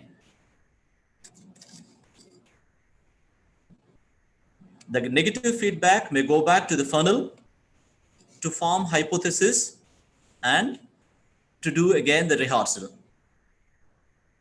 I hope it's clear, right?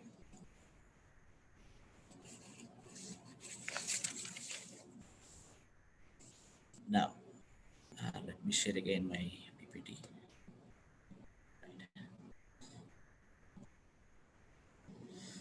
So how does it work? The feedback in language teaching and learning is,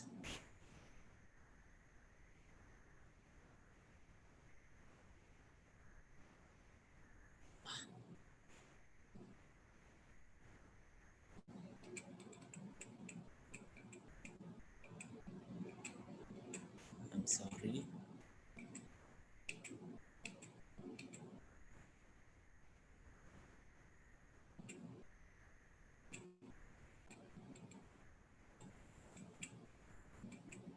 Yeah.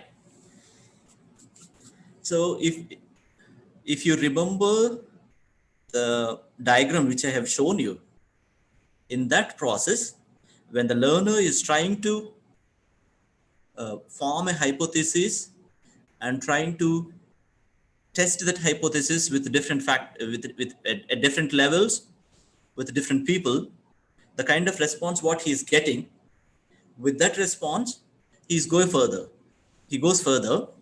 And in this process, the learner will brainstorm for a task to gather information and translate this information. Particularly, I'm talking about this in writing. And these are all, if you see this, Flower Hayes, Zimmerman, all these are theories related to teaching writing. At the time of translating his thoughts into text or formulating his thoughts into text, there may not be a learning, but after producing the text, at the time of negotiation or feedback or mediation, Vygotsky's jeopardy and feedback, real learning happens. Let us see how this real learning happens, because the reason why real learning happens here is what is relevant, what is not relevant, what is necessary and what is not necessary in completing a task or learning a skill. When a teacher or best learned peer gives response, the students understand. In fact, every student will understand. So feedback can be used as a restrainer to mold, motivate, and control the learner to learn a particular skill. This is how feedback helps students to learn a particular skill. Since there are different kinds of feedbacks, which one works better? Let us see what are the different types of feedbacks available.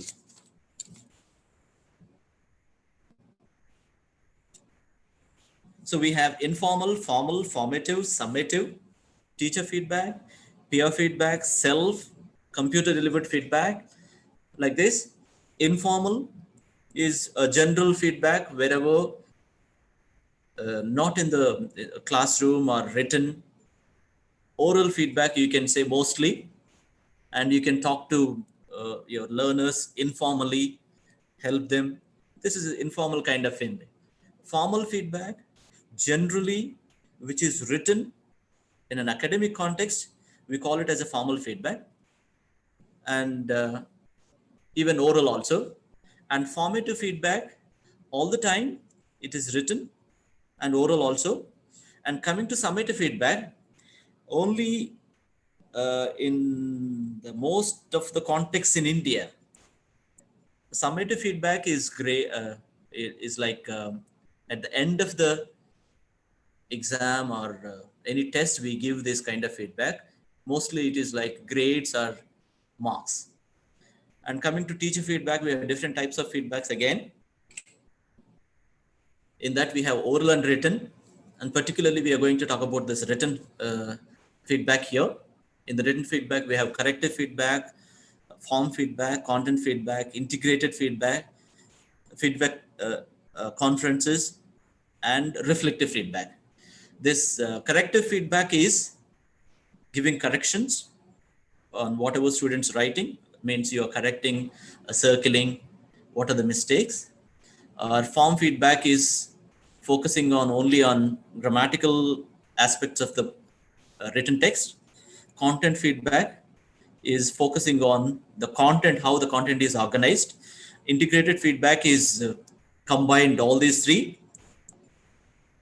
And coming to feedback conferences, once you as a teacher give the feedback,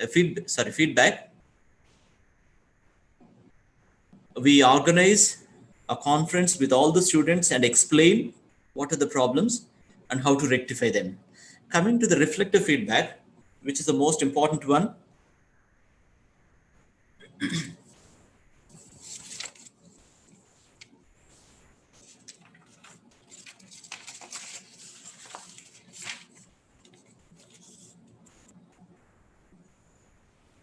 Before we start what is reflective feedback, let us see what is first reflective or reflection. It is the critical analysis of our practices, and analysis or these analysis allow us to understand what underlies our practices, because practices are based on our belief system. At the same time, we need to check how effective our practices are, like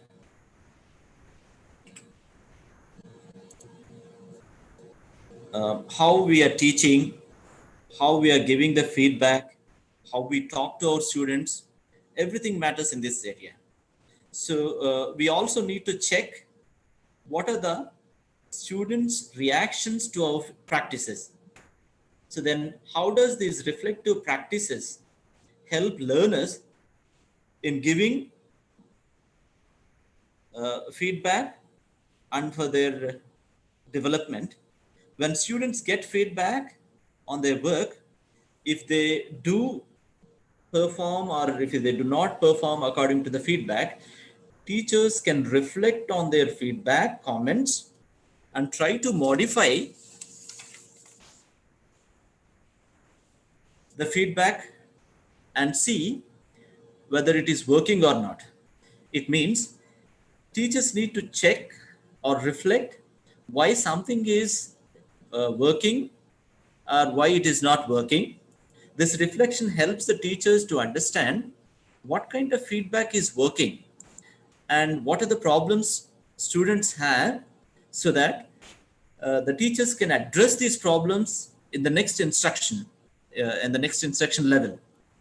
This cyclical process helps both teacher and both teacher to improve teaching and learner to enhance their learning. Finally, I just want to share you a feedback model which I have prepared with the help of the literature, and this shows 3 categories of feedback. Yeah.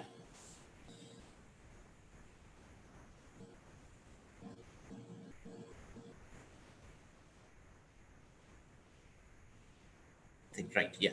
So here we have 3 categories of feedback. One is vague or insufficient comments, minimal useful, or substantively useful comments. When it comes to vague or insufficient comments, as we discussed earlier, when teacher giving feedback, just marking errors selectively, using error codes like T for tense or N for noun mistake, something like that. If you look at the literature, you can get a lot of research on this, giving just grades or scores on compositions, or giving these kind of comments like, what does this mean? What do you mean? What is the problem and why? Is it supported with specific details, underlining, circling the errors, these kind of things. So that means if when we ask, what does this mean? If he understood, it's very good. But most of the time, students may not understand what we are expecting them to write there. So in this context, this kind of feedback may not be useful to the students, because I have already done some research on this, and I have tried to use all these kinds of feedbacks, what worked and what didn't work. I understood. Based on my research, I found these are vague comments and they are not useful. And I have also found that these are minimal useful. That means they not be very effective. At the same time, we cannot say these are not at all useful. This is okay. And if at all you want to make your learners to understand clearly what you are trying to expect from them, you better to give comments on content, ideas of an essay, or providing comments on organization of the essay, or explain it more clearly with examples, these kind of sentences. Give reasons for your argument, furnish a specific example and make it easier to understand. Some kind of comments. You can all see these comments, and I can suggest you that you can use these comments in your classroom and try to find out whether it is working or not. If it is not working, you try to reflect on your feedback comments and try to change your comment, so that what will happen is your level of understanding with your students will also grow, and you can address these problems in your next instructional phase, so which helps you to grow professionally. And this is the end of my presentation. Thank you for your interest, and thanks everyone for listening very patiently. I hope this will be of some use to you in your teaching practices. Thank you so much.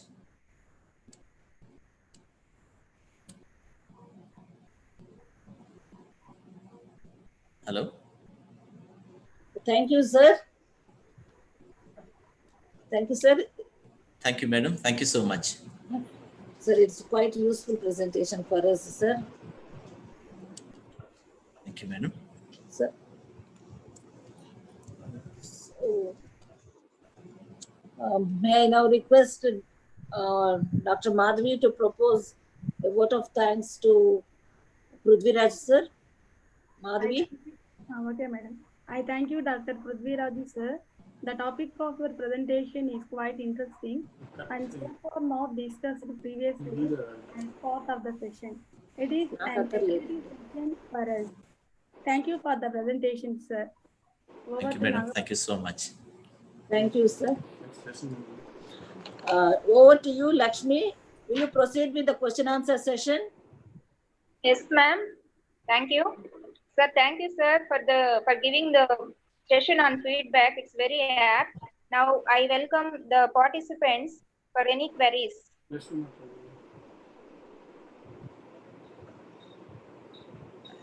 Just try to stop my Yes, screen in chat box, anyone can pose a question.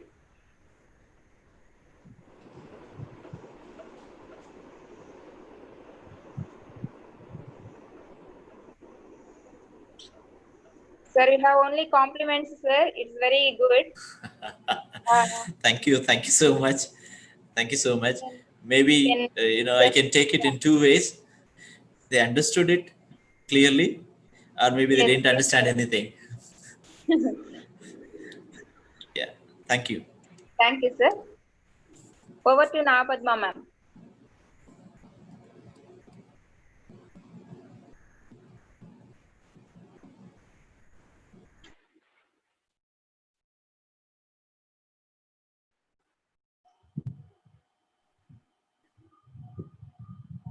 Over to Napadma, ma'am. Ma'am, is it audible to you?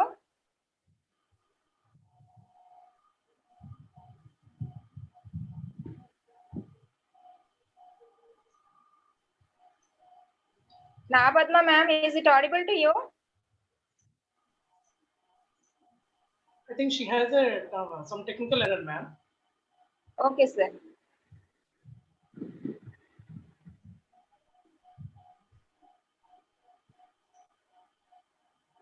Now I request Dr. K.P. Padmaja to introduce Dr. C.Raghavendra Reddy, Associate Professor, Sree Vidyanikethan Engineering College, the third resource person. Welcome you, sir, Dr. K.P. Padmaja.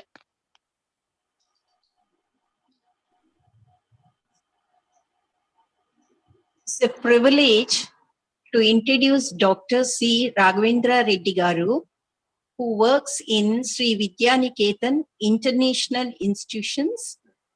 And he has a very bright and excellent academic record. He's a doctorate from Dravidian University, and presently he is working in multiple centers, training giving training for IELTS as well as the different coaching classes for banks and other things. He is really a versatile personality, giving training for many youngsters in cracking the competitive exams. He is very busy as well in academic schedule, but now he is readily accepted our invitation to participate in this webinar. Really, we are very much lucky to have Raghavendra sir in our webinar. Sir, please welcome.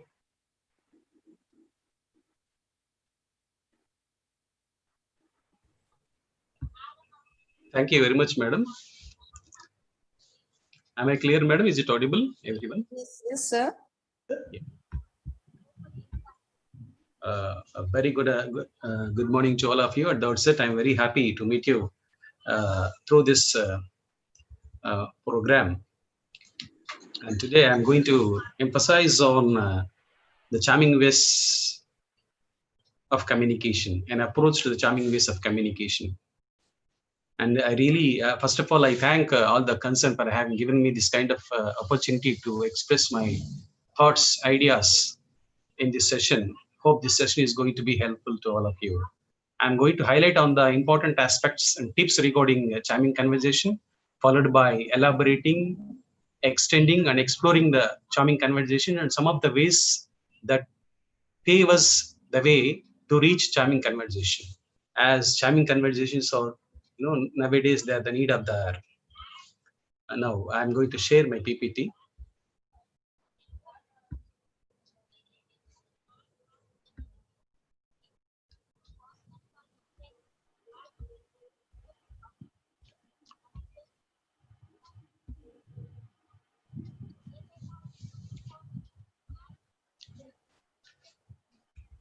Before going to this, a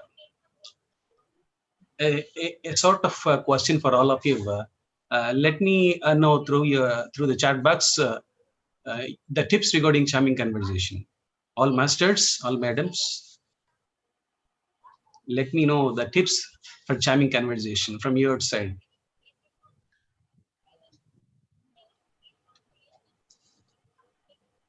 On the chat box, you can type.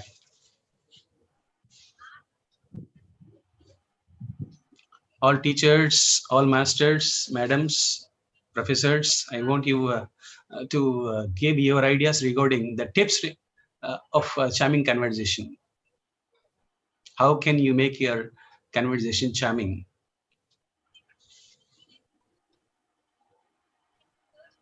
You can type in the chat box. Am I clear, madam? Yes, sir. Yeah, sure.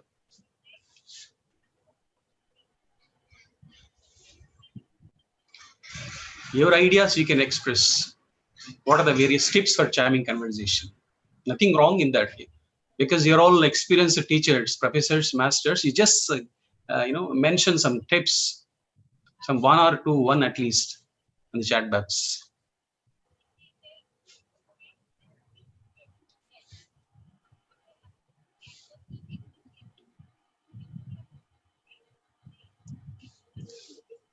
Okay. Okay, then this session is going to be very important for us. We are going to learn and know something regarding the tips followed by the charming conversation. Before going to the ways of charming conversation, let us know some ways of charming conversation, like being sociable. Like the primary key to feeling hassle free and getting over your fright is to have a good time and be friendly, smile and take pleasure in know-how of meeting someone new. If you can relax and enjoy getting to know someone, then that will be a sort of the other person, it will put them at ease. Like conversation with someone who is serious and has a serious expression is hardly ever pleasing. So why put someone else through that? So relax your face and turn that frown upside down and converse with people as you talk to a friend, and they will just become one. So the first tip is be sociable, be friendly. There's a primary key to feeling hassle-free and getting over your fright, and to have a good time and to be friendly. And the second one is take the fright off. A lot of fright around opening conversations comes from putting stress on yourself to have a certain outcome from the conversation. That means in general, we expect a sort of outcome from the conversation. We just converse with an objective, and we expect some outcome from that conversation. That's going to land us in stress or nervousness. And out of this fright, we cannot converse in a progress flow. Subsequently, prevent having precise expectations about what will happen. Do not anticipate. Don't anticipate anything from yourself or the other person, or other than getting to know them a little bit better. Like, come to know them a little better, that's all. And don't expect anything from yourself or the other person. In this way, you can take the fright off from your side, and you can feel comfortable during your conversation.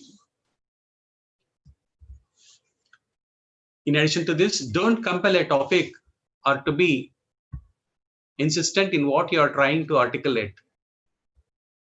That type of energy is turn off to someone you have just met. Don't compel a topic or insistent in what you are trying to articulate. It's very important. Let the conversation run naturally. If you insist or if you compel a topic, then that's going to be, it will put you in troubles or in chaotic situation. As a final point, realize that you don't require to become friends with your conversation associate, because there are millions of native speakers out there. So becoming acquaintances with this one person won't decide your accomplishment as an English speaker. If the conversation doesn't go well, that's okay. No problem, no issue. But still, the next chance is just around the corner. So you don't require to become friends with your conversation associate. That's very important. Let your conversation run naturally so that you can come out of the fright.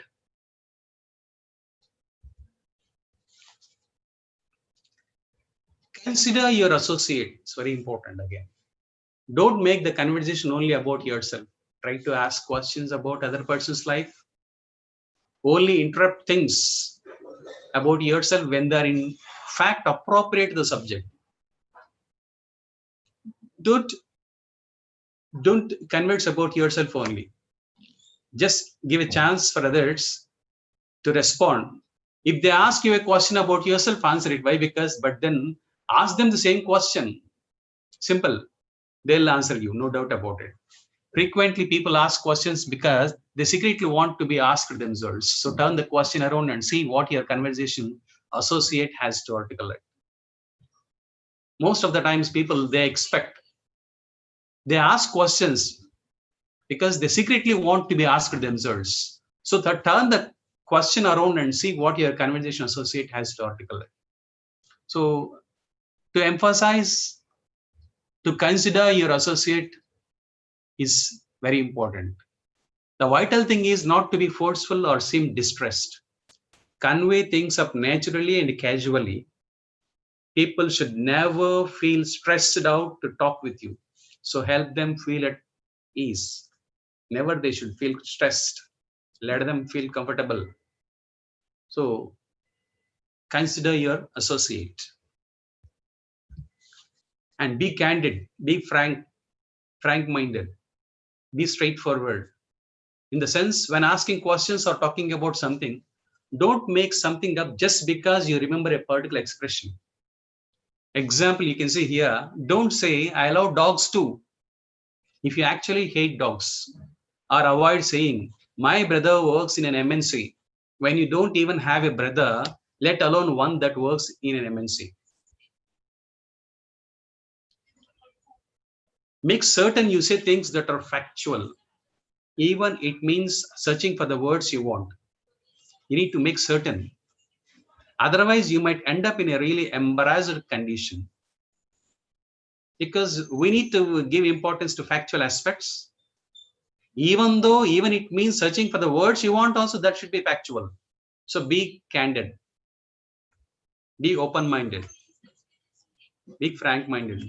Be straightforward during your conversation. And one more tip is keep away from closed-loop questions. The questions that can only be answered with yes or no are called closed-loop questions because they close down conversation. Closed-loop questions like yes/no questions, they'll close down your conversation. Open-loop questions work much better when your aim is to keep a conversation going. So give preference to open-loop questions. Stay away from closed-loop questions. Let's look at the difference between these through a couple of examples. Instead of asking the closed question, do you like apple juice? Ask the open question, what's your favorite type of juice? This will be better. Open-loop questions. Or instead of asking, do you eat bread and tomato soup? You can ask, how often do you eat Italian food? Instead, you can ask like that. Open loop questions invite further discussion, whereas yes or no question usually just invites an end to the conversation. Simple. They just invites an end to the conversation. Whereas open loop questions, they invite further discussion. Now that you have the right mindset, let's get into what you can say to start up and maintain some great conversations.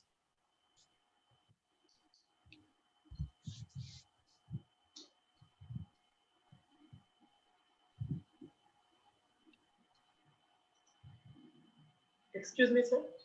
Yeah, sure. Slides are not moving, sir. Yeah. Now? No, sir.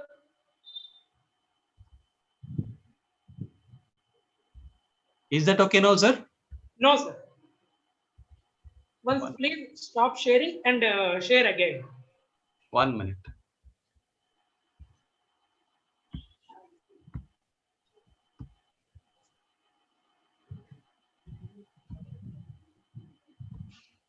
Is that okay, sir? Okay, sir. Oh. What about the previous slide, sir? No, it is okay, sir. Previous, no, sir. Okay, sir. Now it is okay, sir. Now it is okay. Okay. Yeah. Opening the conversation. The best way to start up a conversation with someone you don't know is to ask a question that's not too personal. It's very important. Here are some examples of well-mannered questions you can ask to get things going. Excuse me, do you have the time? Or do you know what time it is? Hi, is this seat taken? If the answer is no, then you can follow up with, do you mind if I sit here? Or you can say, pardon, me, do you know what time this place closes? Assuming you are in a place of business where place can be replaced with hotel, museum, or mall. So the best way to start up a conversation is not to ask a question that is not too personal. You can go ahead with the question that is not too personal. Even better, start a conversation by noticing something about the other person and commenting on it in a nice way. Here are some instances. Whatever you see in brackets, that can be substituted for something specific to your conversation. For example, that's a really nice watch. Can I ask where you got it? I really like your trousers. Did you get them near here? That's a good looking laptop. Is it easy to use? Likewise, you can converse by noticing something about the other person and comment on it in a nice way. Like you can say, good looking laptop, really like your trousers, really nice watch.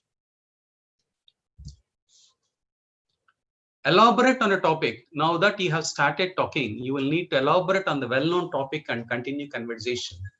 If they answered your question, you can ask 1 or 2 follow-up questions to get more details, such as, is that mall near here? Was it good value? Try to avoid asking for specific monetary amounts of items like how much did it cost, as that can be considered impolite. You can go ahead with, was it good value? Was it good value? Do they have other models available? You can ask in this way, do they have other models available? Subsequently, provide some context to why you asked them the question in the first place. Here are some instances. The reason I asked is because I have been thinking about replacing my watch. It may be watch, or it may be mobile, or it may be dress, any gadget. I have been looking for a pen like that to give it to my friend as a present. Yeah, the shirts I have are getting worn out. It's time to get new ones. And as always, if someone is being helpful, don't forget to thank them. Very important. This is important aspect, the soft skill, something like thanking others, appreciating others. Like you can say, thanks for the advice. I appreciate the information. Thank you. That was indeed supportive. This will help a lot. Don't forget to thank them. And if you want to extend the conversation with more questions, you can usually tell when a person is losing interest in a conversation. If you reach that point, then apologize yourself and be on your way. It's very important. If you find a person losing interest in a conversation, apologize yourself and be on your way. Nevertheless, if you feel like the person may be receptive to a longer conversation, then talk a bit more and get to know them better. That will be an advantage for you. Here are some more general questions you can ask to keep the conversation going on.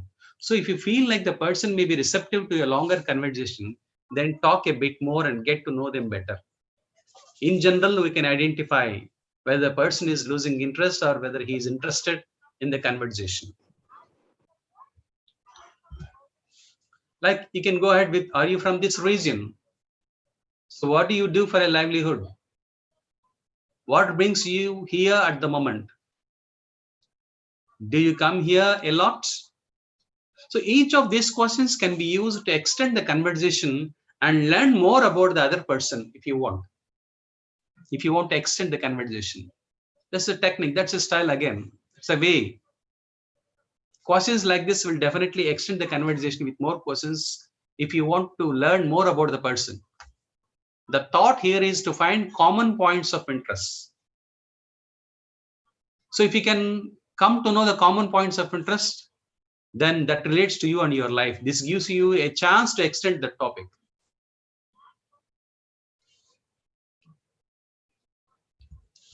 And now explore a topic further. So when your conversation arrives about that you are contented speaking about in English, then this is your opening to converse it in more depth. Satisfied?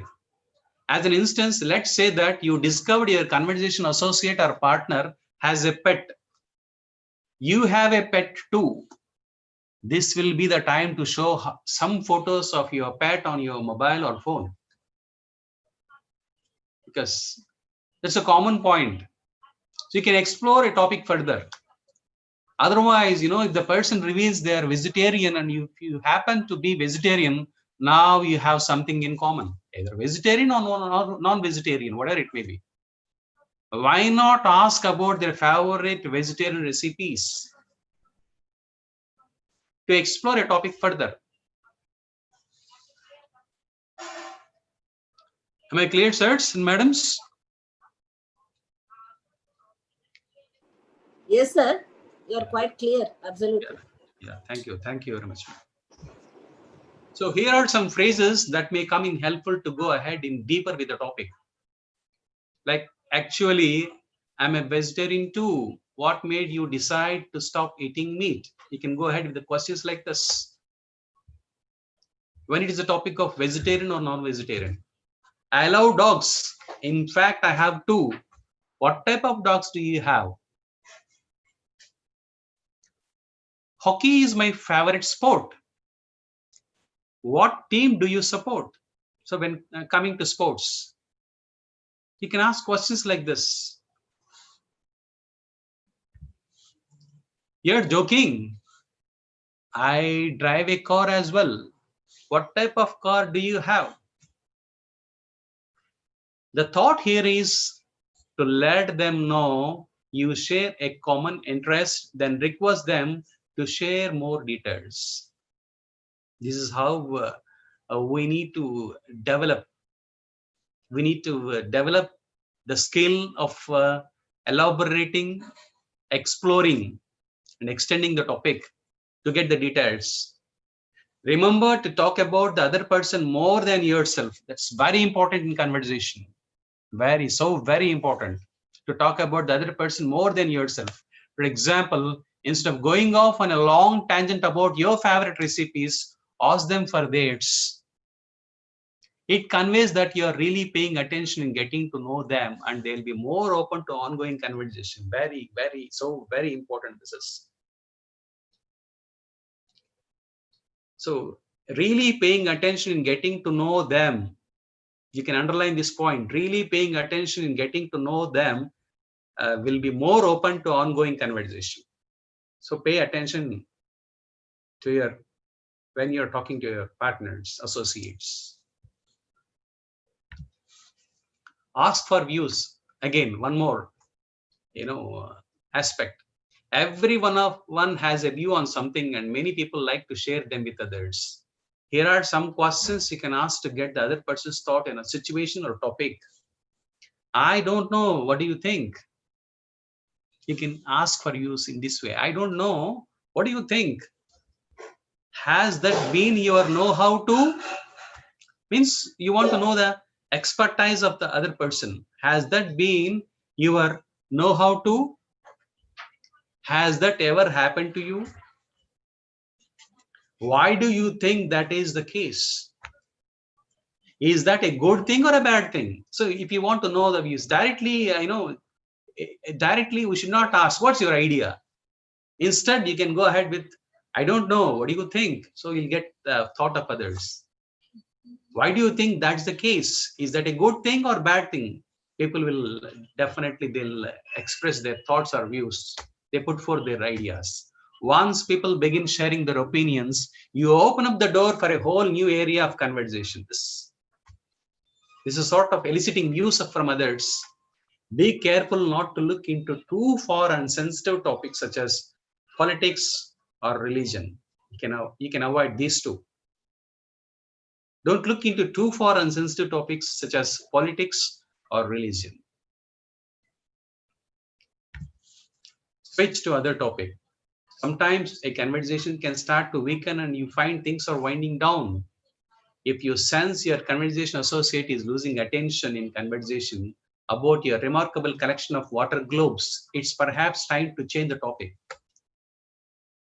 Suppose you're speaking about a remarkable collection of water globes or some instruments or some tools, whatever it may be. So if your associate finds that as boring or losing interest in conversation, then that's the time to change the topic. And here are some of the ways you can switch to other topics. Example, you can go ahead with, that reminds me. Oh, did you hear that?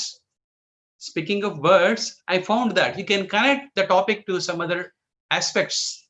You can switch to other topic. Or if you want to make a more sudden change immediately, you can just say it openly with, okay, I'm totally changing the topic now, but I was wondering.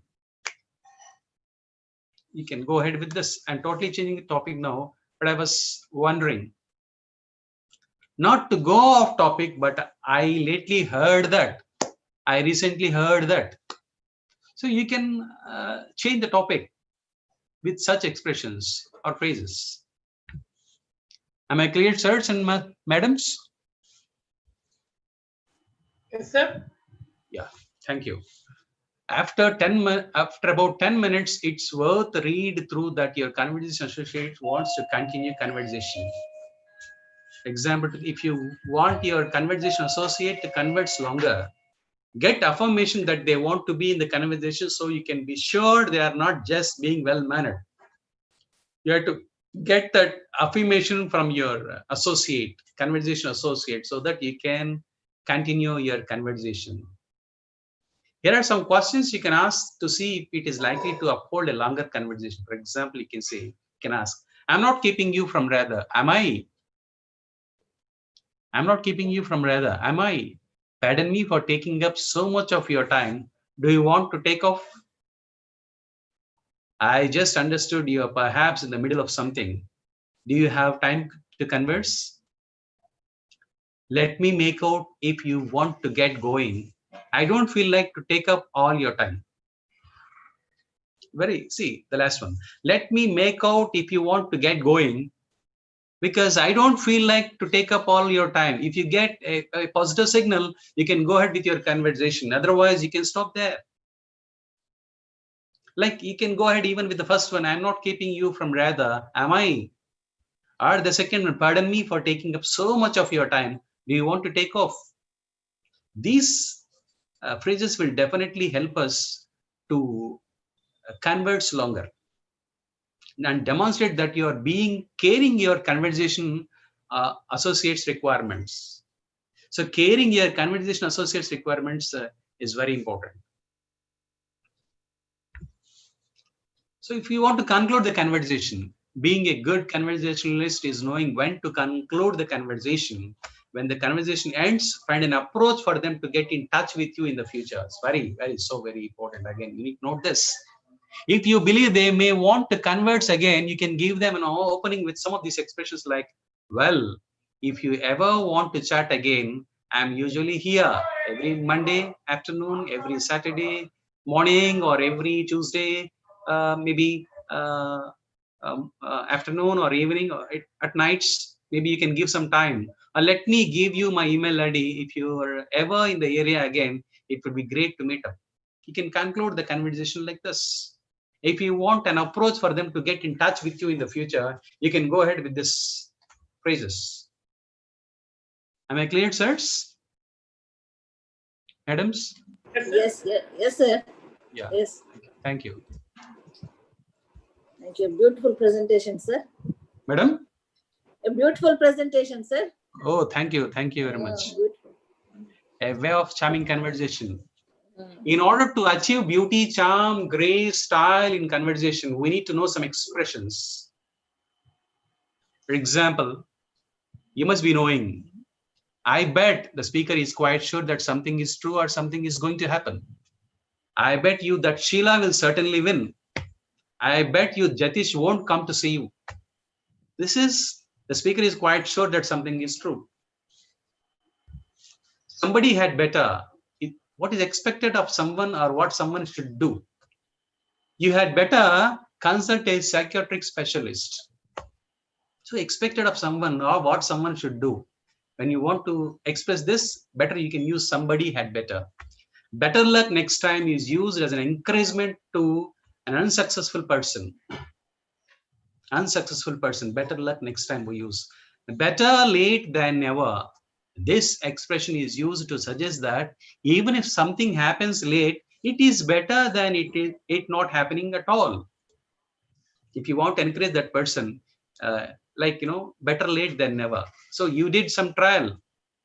Trying to do something is very important. If you fail to try, you are trying to fail. So trying is very important. In the process, if you can say better late than never, then that's going to be, highlights. That's a sort of appreciation to others, and that's a soft skill again. With a bit of luck is used to say if things go smoothly. You can say, with a bit of luck, Navadip would succeed in business. With a bit of luck, Navadip would succeed in business. Is it to say if things go smoothly? Not a bit of it. This phrase is used to say that even though you expected that something would happen, it did not happen. Like Rahul should have at least apologized, but not a bit of it. So this is used to say that even though you expected that something would happen, it didn't happen. Here comes, when you want to drive attention of a person, you can use here comes Rohit. She is more dead than alive, means she is physically very weak. Anything else? At times we might be using this. Anything else is used to ask someone if they want to buy another thing or say another thing. What else? Who else? Where else? Etc. This phrase is used to say that the thing, person, place, etc. has been mentioned is the only one possible. For example, you see here, Rahul, are you presenting mobile phone for Nivi's birthday? Rahul's wife. Of course, what else? For example, judge. What else do you want to say? The accused. Nothing, my lord. The police officer. Where else can we search him? Policeman. We can search him at his house or in hotel bar. So this phrase, like anything else, where else, who else, what else, is used to say that the thing, person, place has mentioned is the only one possible way. And fair enough. Agreement with someone's suggestion on something reasonable. For example, see you on Sunday at 10 a.m. Fair enough. That's sort of agreement. Exactly. Agreement with the statement or agreement with the truth. You see here, Shobha. So you think we should sell or sold our old Santa car and buy a new one? Yeah, Shobha's husband. Exactly. Where exactly? The place where the thing is exactly. So traffic inspector can say, where exactly did the accident took place? Policeman. Near the crossroads. So where exactly refers the place where the thing is exactly. What exactly is used to find out from the speaker? What exactly does he, she want to say? Like, what exactly do you want to say? Sir, I won't be able to come to office on Monday. So he wants something to be very specific. Should not beat around the bush. He wants something, a straight point, one sentence. To be fair, an addition to criticism which helps to explain the action. Example, you should have phoned us to tell us about your coming for a tour. And see the words of Jatish. To be fair, I was very busy. So here, to be fair means this is an addition to criticism. So criticism is there, but this to be fair helps us, an addition to criticism that helps to explain the action, why, he didn't inform Navadip regarding his coming to the tour. Be fair is used to tell someone not to be unreasonable or critical about someone too much. You can use this in your communication sets. Like, your client will have to pay a fine of rupees 5,000. My lord, be fair. My client is financially ruined. He won't be able to pay such a heavy fine. So I request you to be fair. Means not to be unreasonable or critical about someone too much. And the next one, I am not being funny, but this statement is to express your seriousness and not just amusing. This expression is used like this: I'm not being funny, but I quite liked your drawing. To say that you're not making any fun and you're a little bit serious in giving that compliment or mentioning that statement. Am I clear, sirs, madams? Quite interesting, sir. Yeah, thank you, madam. It's funny, means it's strange, interesting, worrying. All three, you can assume all three. When I say it's funny, that means it's strange, it's interesting, it's worrying. It's worrying also. It's funny Kumar didn't come. I hope he's okay. It's funny, but I haven't known him for many years and yet I don't know his name. I have known him for many years and yet I don't know his name is funny. Means something, it may be a strange or it may be something worrying. To be very frank, it's worrying because I have known him for so many years and I don't know his name now also presently. Anything can happen. It can't be predicted what will happen. Anything can happen after judgment. If when you are saying anything can happen, that indicates that it can't be predicted. You cannot say what's going to happen in the near future.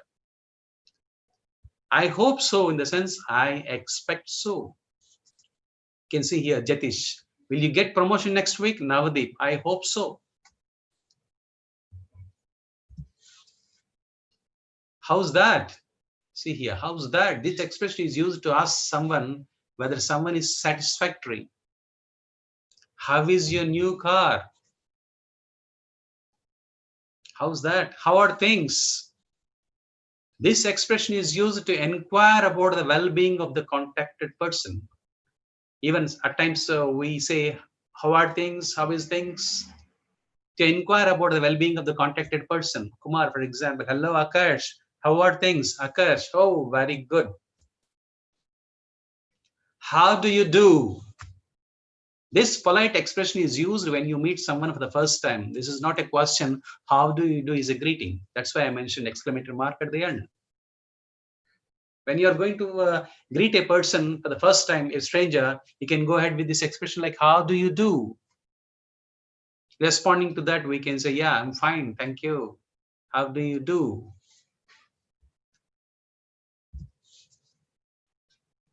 Just a minute, just a second, just a moment. This expression is used to ask someone to wait for a short time while you do something. Example, Jatish, I want ₹5,000 to purchase stationery. Now, just a minute.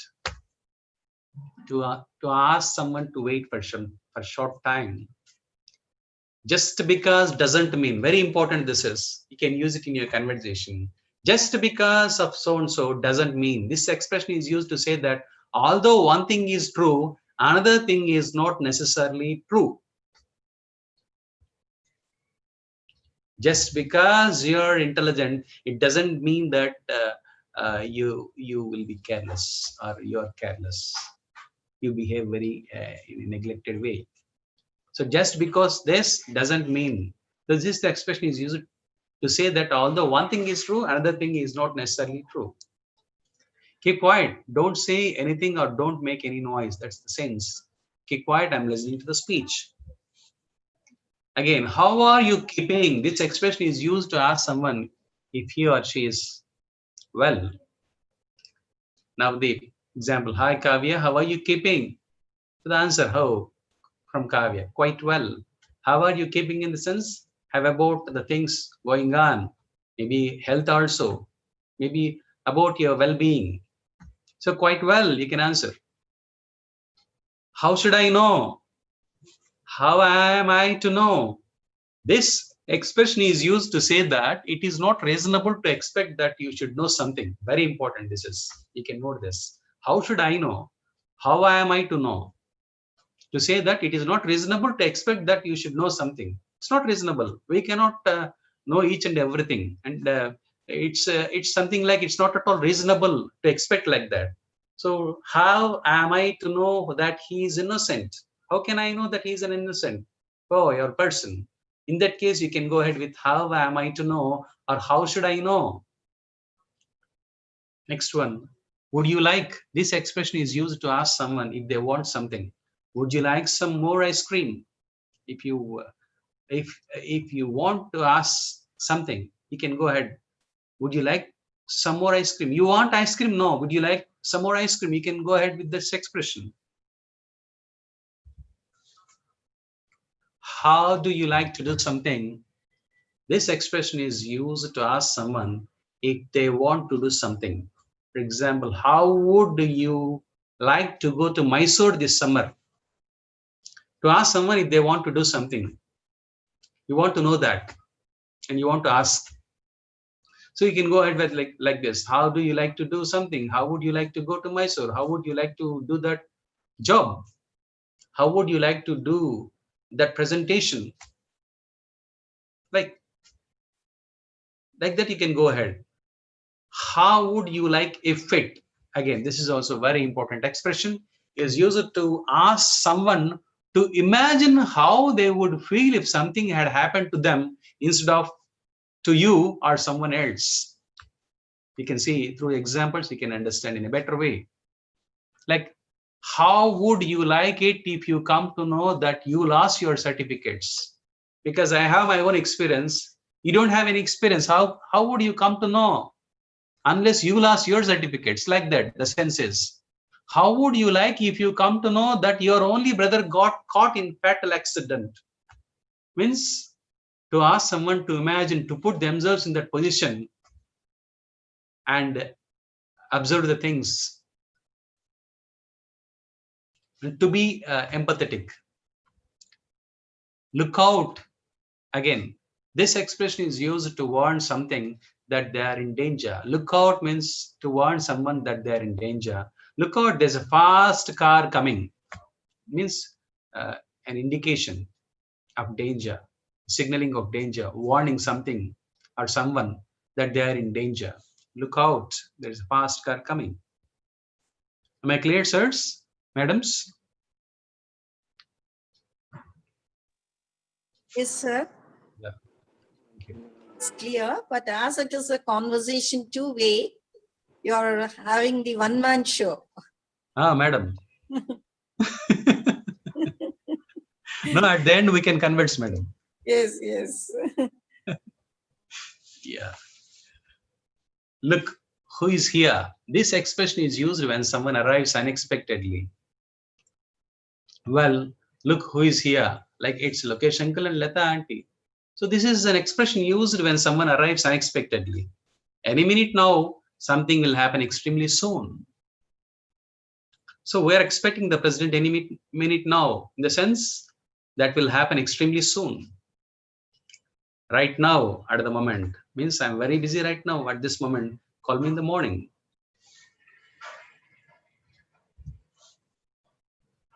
This expression like, now you tell me.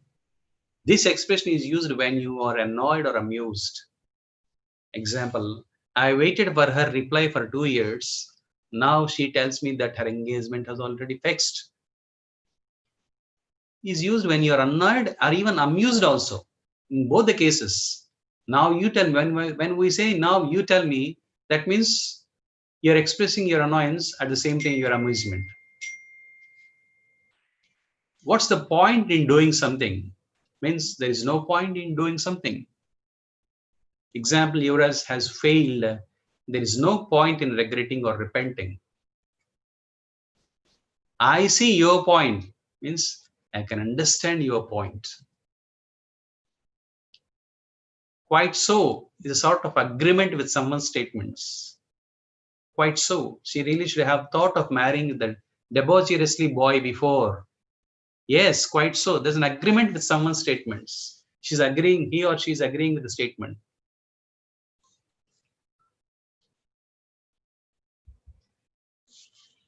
Again, so what means the listener does not attach importance to the speaker's statement.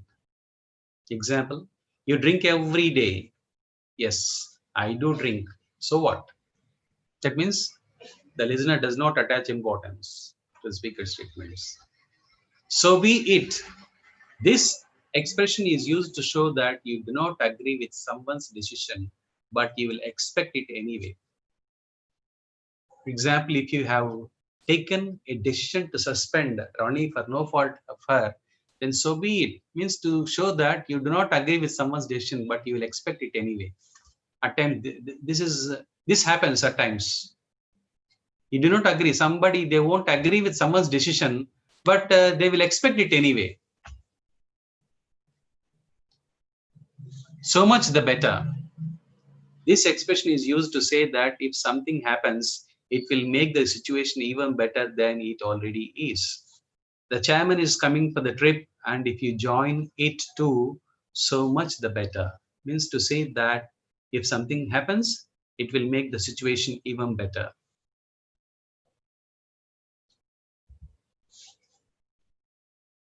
Most of the times, we use "don't tell me." This expression is used to interrupt someone because you know what they are going to say. Example, I'm sorry I'm late, but in charge, don't tell me that buses were late, because this expression is expected one. The statement is expected one. You know that what they are going to say. So we use don't tell me. The meaning is that the thing is, the expression, most of we use this expression also. The thing is, this expression is used when explaining a problem or the reason for something. Like the thing is, the poor assistant can't afford to buy a house. So when you want to explain a problem, or when you want to explain the reason for something, or say the reason for something, we can go ahead with this. The thing is, the thing is. And a polite question is used by adding please at the end of a question, or by starting the question with may, could, would. Like, you give me your pen, please. Yeah, adding please at the end of a question, or by starting the question with may I come in? Could you give me your pen? Like, you can go ahead with either way. In small occasions, there is a nominal conversation. A short answer to the question makes the conversation beautiful and pleasant. If we draw the mental image of the speaker and listener, it becomes easy to understand the small occasions. So what I mean to say is, short answers add beauty to the conversational skill.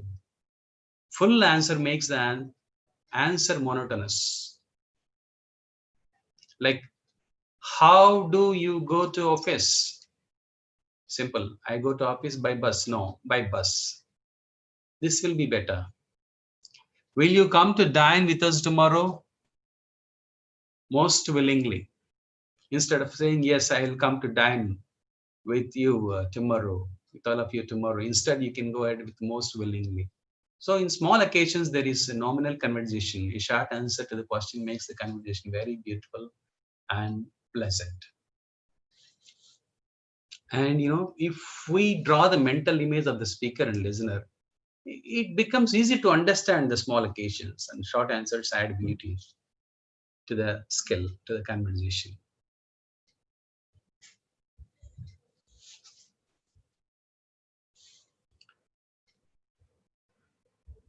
Now, I invite questions, if you have any questions.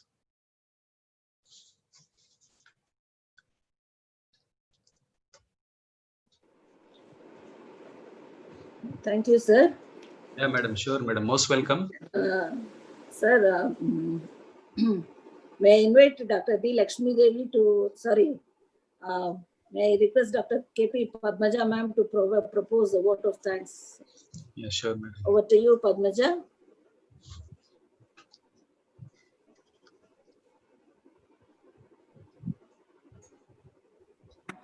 Raga.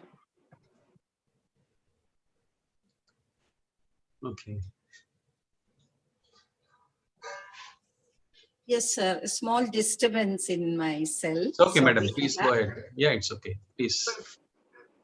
It was a very skillful presentation, sir, Thank you. because conversation is two-way, but Yeah. you have done it in a very excellent way, talking about the charming conversation.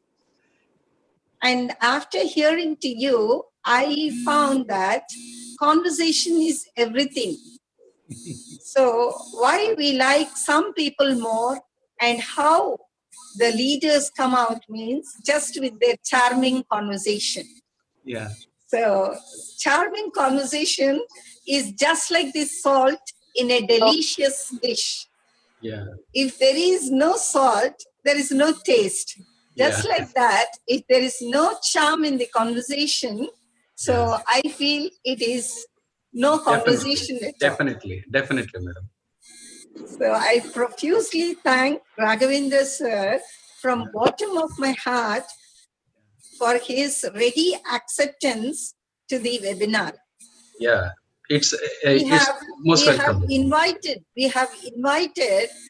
Raghavendra sir at the 11th hour, but still he was very much polite in accepting our invitation, and for that I feel great of you, sir. Pleasure is mine, madam. Pleasure is mine.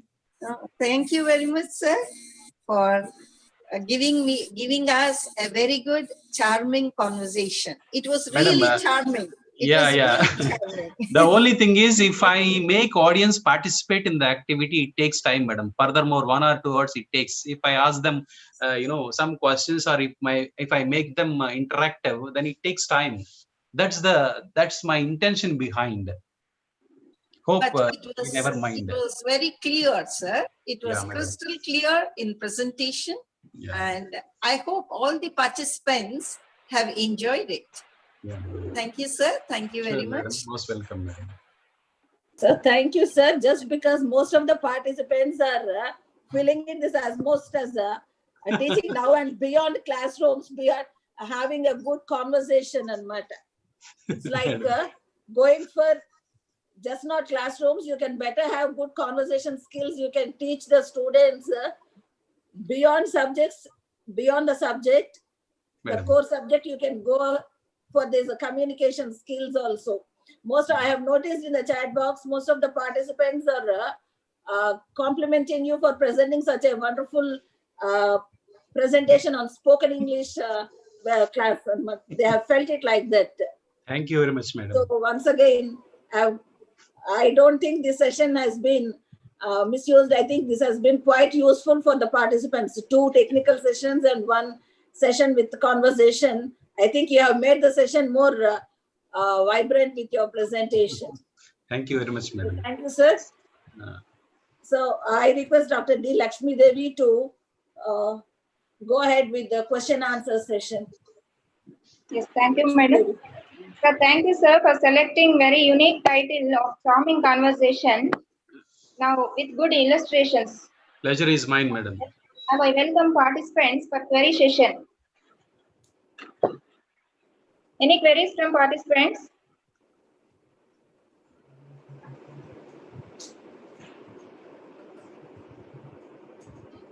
You have only compliments, sir.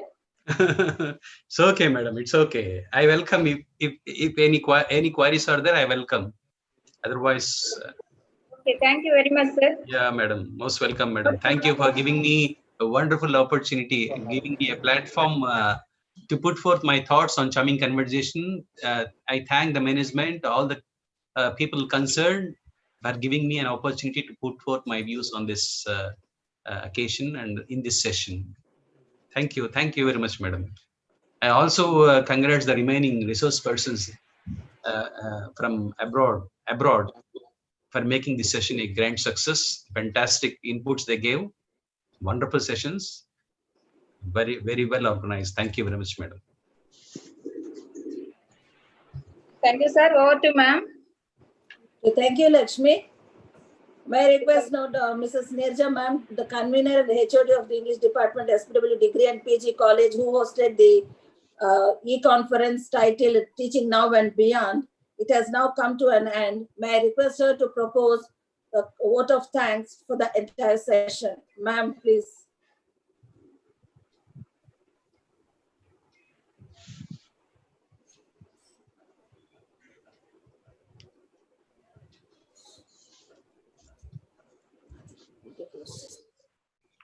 Madam, please unmute yourself. Nirja ma'am.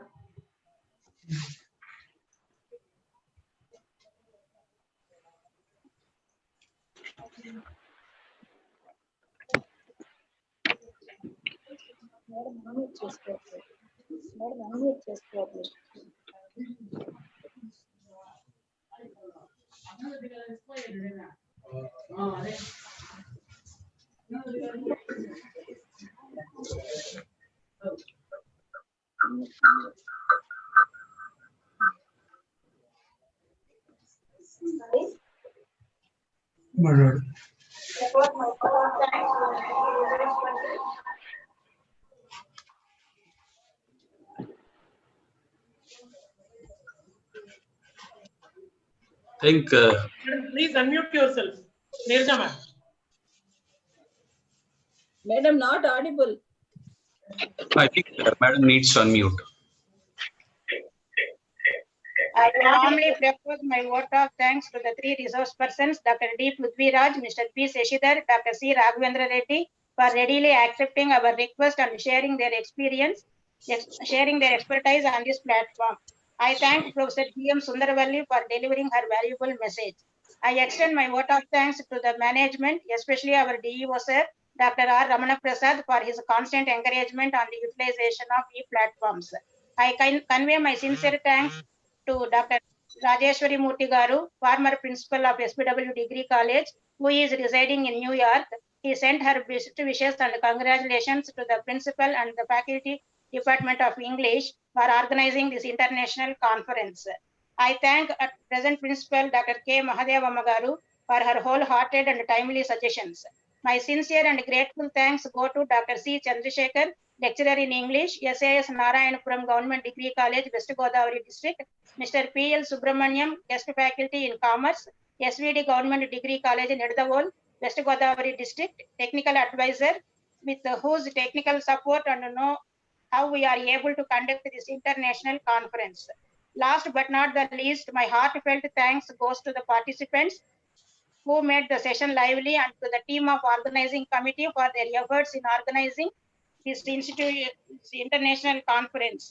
Thank you one and all who supported us directly or indirectly for making this conference in a grand success. Jai Hind, Om Namo Venkatesaya. Over to Nagapadma. Dear participants, for the lively session, there will be a lively close. We request you to kindly stay back for a while to have a photo session, group photo session. All the participants, please stay back. All the participants, please stay back. Sir, sir. Sir, Subramaniam. Ask them to start video.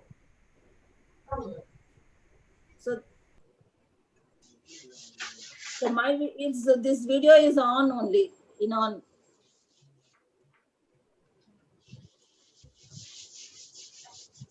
Sir, did the message reach the participants? Yes, ma'am. Did the message reach the participants? We asked them to stay back for a photo session. Yes, ma'am. Already they are switching on their videos. They are switching on their videos. Okay. Okay. Thank you.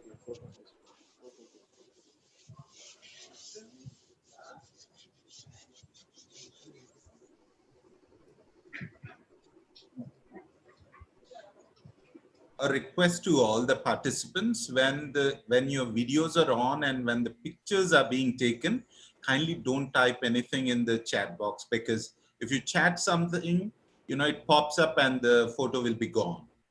It's a request.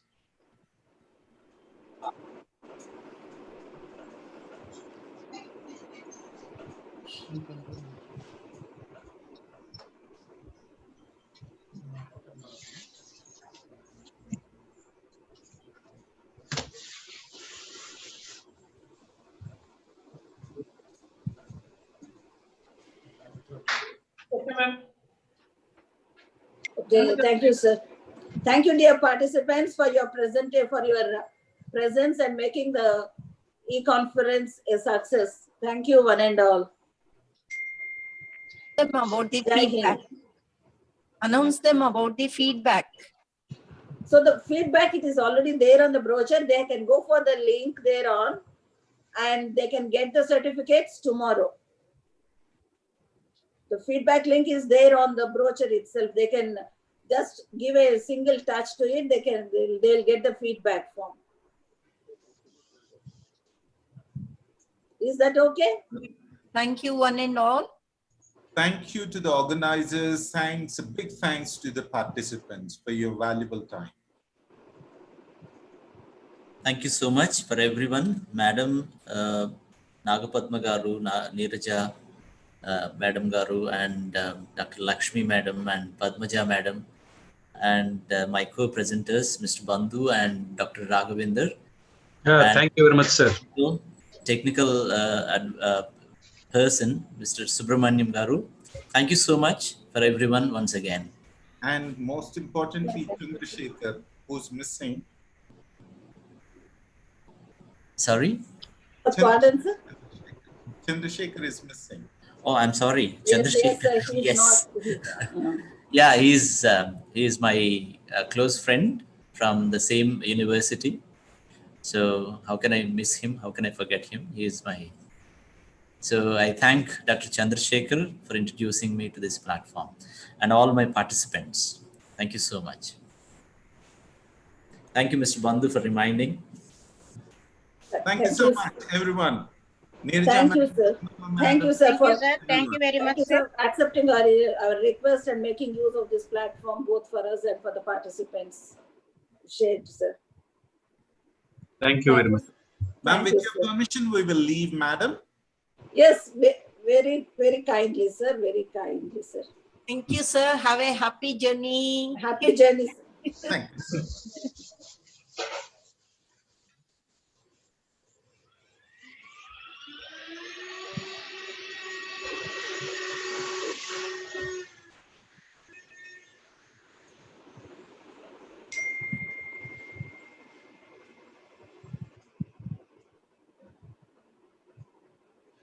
Shall we wind up this session, Nagapadma? Yes, we can.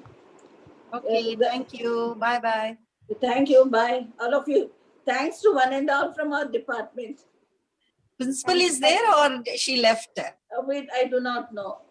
Okay, okay. Let us check with Subramaniam. He can tell us whether principal is on or not. Madam is Subramaniam left, Garu? ma'am. Not here, ma'am. She left the meeting. She left. Okay, sir. So thank you, Subramaniam Garu.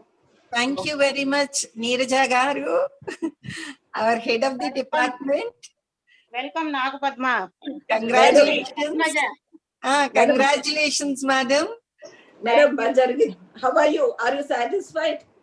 Yeah, 100%. 100%. 100%. Very good. What happened to Venkat Lakshmi? She is not to be